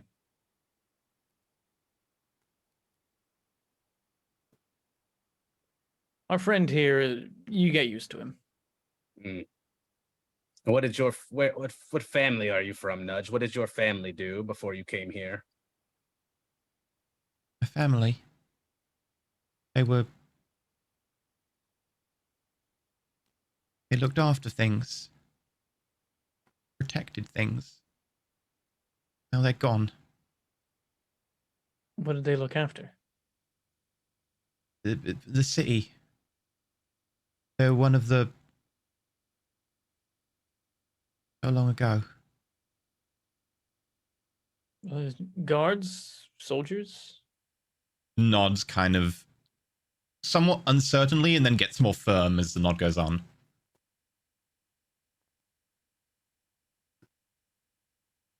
How old are you? Hard to keep track of years in here. How old were you when you arrived? Not that old.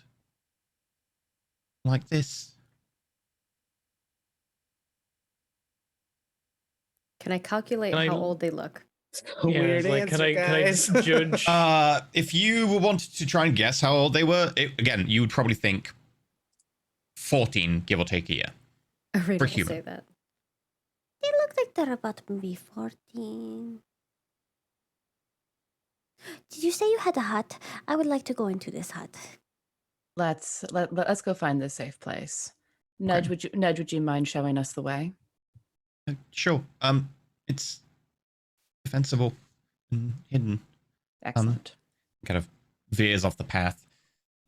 Kind of going towards one of these cracks where there's less houses around, and as you go through, you find there's shards of rock poking up from the ground and leering faces that seem to be almost like grown out of the rock. But across this crevasse in front of you is a singular bridge that goes into kind of this little cul-de-sac dead end where you can kind of notice the one entrance. If Safe we see here. those jagged rocks or faces, like Caladra, you can like feel me tugging as I'm like trying to stay really far away from everything. Yeah, and I start moving a little bit with it just to keep my balance, but not lose my stride. All right, this is it. Yeah. All right, everyone, stand in this area, and I'll mark out an area that is the appropriate size for a tiny hut. And I'll actually take the extra time to cast it as a ritual spell. Okay. So over 10 minutes, you kind of mark out the area and you kind of chant and bless it. And this kind of black, shimmery orb appears that's pierced occasionally with silver as thump, Lemon's tiny hut appears. I think you can see out of it too. So even though You you're can? inside of it, you can see out of it. It's cool. Yep. I've used it before. I love tiny hut. It's Yeah, pretty it's cool. awesome. 10-foot radius, so that's 20 foot across on all dimensions. You can fit everyone in there with ease. Mm-hmm. And I'll look at Arena in particular, but all of them, and say, and nothing will be able to cross over. I have barred the way. Arena's like standing up against the hut, like looking out, like freaked out. Okay. As you look out, it's like kind of looking through a filmy glass. Like there's a slight distortion to it, kind of a little bit more muted, but you can see out beyond, and it is pretty defensible. Who would like to take the watched order tonight? You've got 8 hours. You can Thinking take. long I don't think I rest. can I was sleep. thinking short. Okay. We can work on our maps and things. I mean, if people want a long rest, they can. I won't complain. But it's a risk. It's a risk, but it's a reduced risk with the tiny hut. And as I think it would be better to. I think it would be better to take a long rest just because of coming out in the daylight with a dragon overhead. Yeah, I'd rather time it so we emerge at night. I will use my time when watching over everybody to. Okay. Well, I don't know. I'm gonna use my time to draw map stuff. You can definitely do map stuff while on watch duty if you want to take your 2 hours of watch duty and kind of do the map stuff at the same time. Yeah.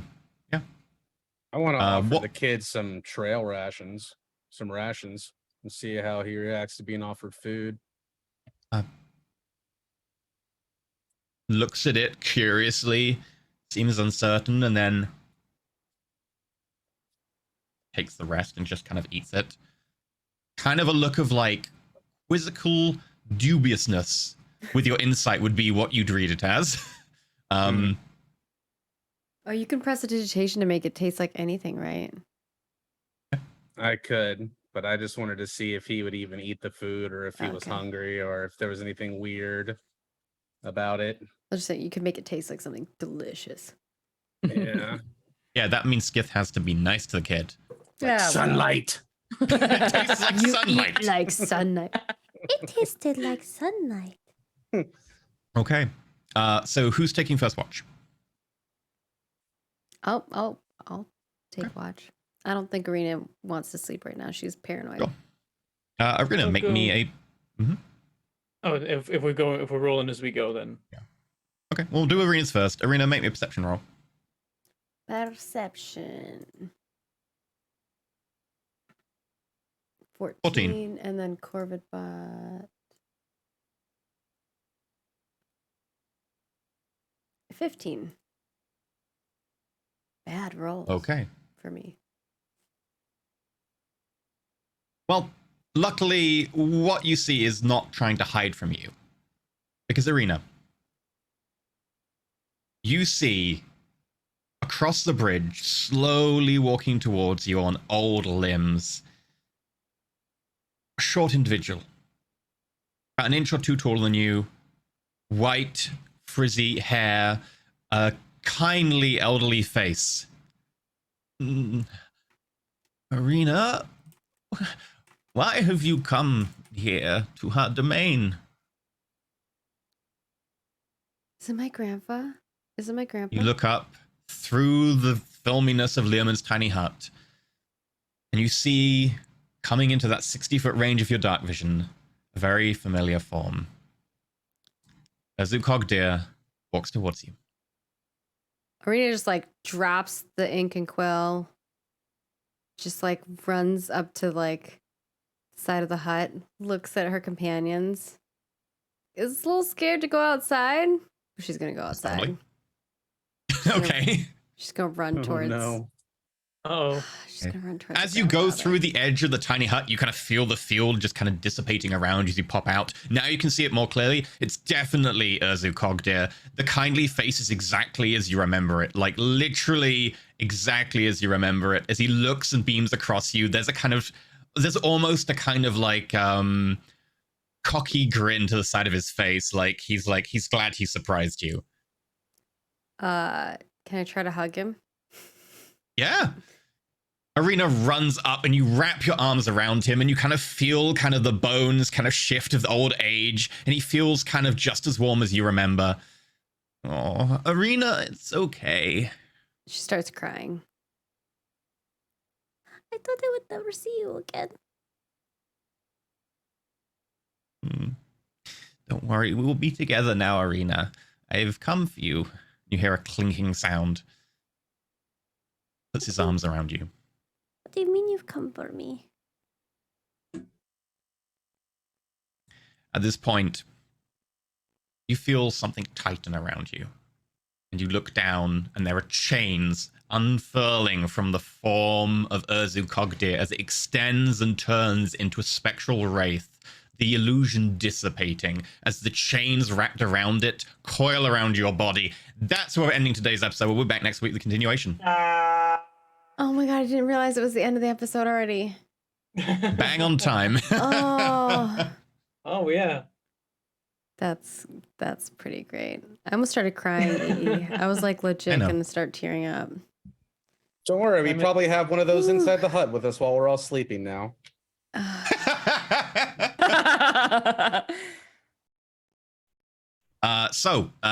Right, we'll do our outro spiel now.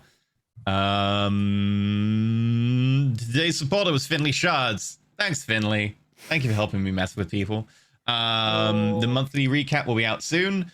There is a poll up for Ascension. If you're a GM tier or above, head over to the Patreon and you can decide the fate of Pietro. Which of the 3 classes I randomized will Pietro become?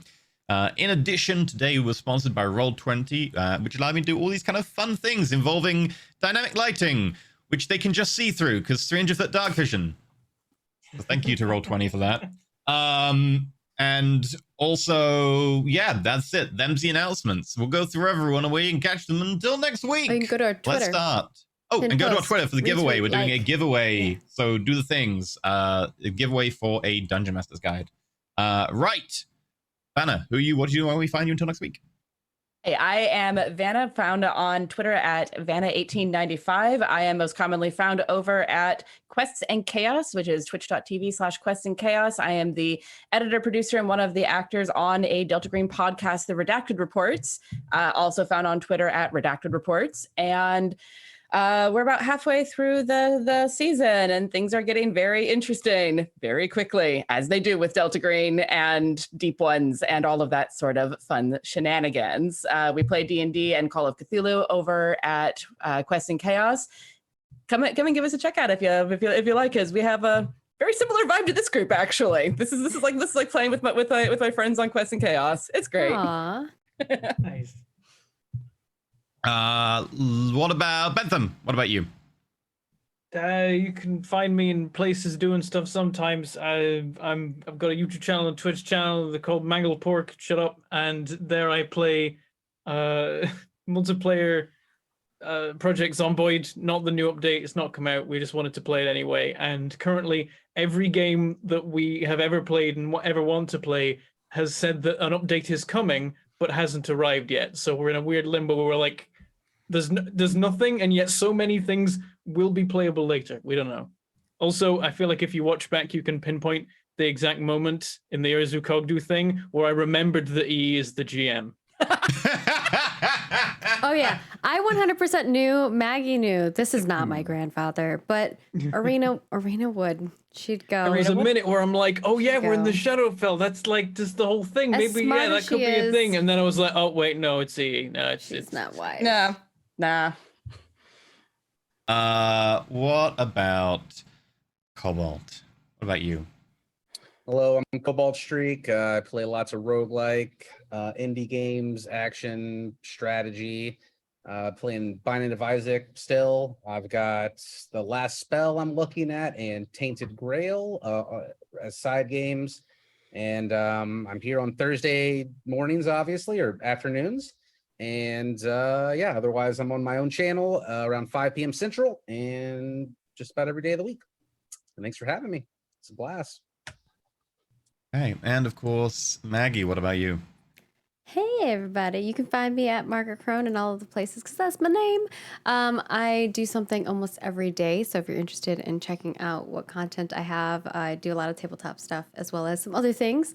Just follow me over there and I'll let you know whenever those things are live. Twitter's always good, and then, you know, everywhere else, Margaret Crone.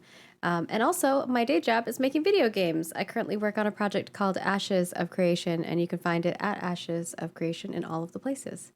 And E, where can people find you at? Y'all can find me at twitch.tv/Interlysium, where I'm playing a lot of Warhammer 2 Total War. That's gonna be tomorrow. We're playing Dwarves. The Chaos End Times have come. The Dwarves have kicked a lot of ass. They're doing really, really well. Weird. Very weird. But it's going well. We've just got ourselves a whole load of organ guns. Great. Also, youtube.com/Interlysium. There you go. Right, we're going to head off, do an after show. We did have one tip today from Finley Shards, funnily enough. $50. And I'm going to do this in Kiv voice. Because why not? Thank you to our amazing cast and TM for another fantastic episode. I'm really enjoying the dynamics within the group, especially how they're all reacting to things in the Shadowfell. What odds did Pietro get to bet on themselves surviving the tower? Did you think that he bet on himself for surviving the tower? It will not accept bets on yourself surviving the tower, because if you fail, you can't pay out. That makes sense. What if you paid in advance? If you fail, then they keep your money. Advance? That's the. You pay in advance. Could you guess? Maybe. I mean, it depends how you bet. That's what you do. Depends. You would put all your life savings on you surviving the tower, because if you die, you don't care about your life savings. Well, unless you want it to go to somebody you know. Yeah, unless you're, don't just selfish, Bentham. No one needs my inheritance, whatever.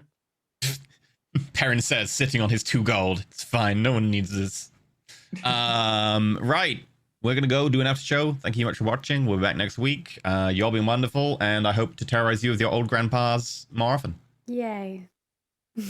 See y'all.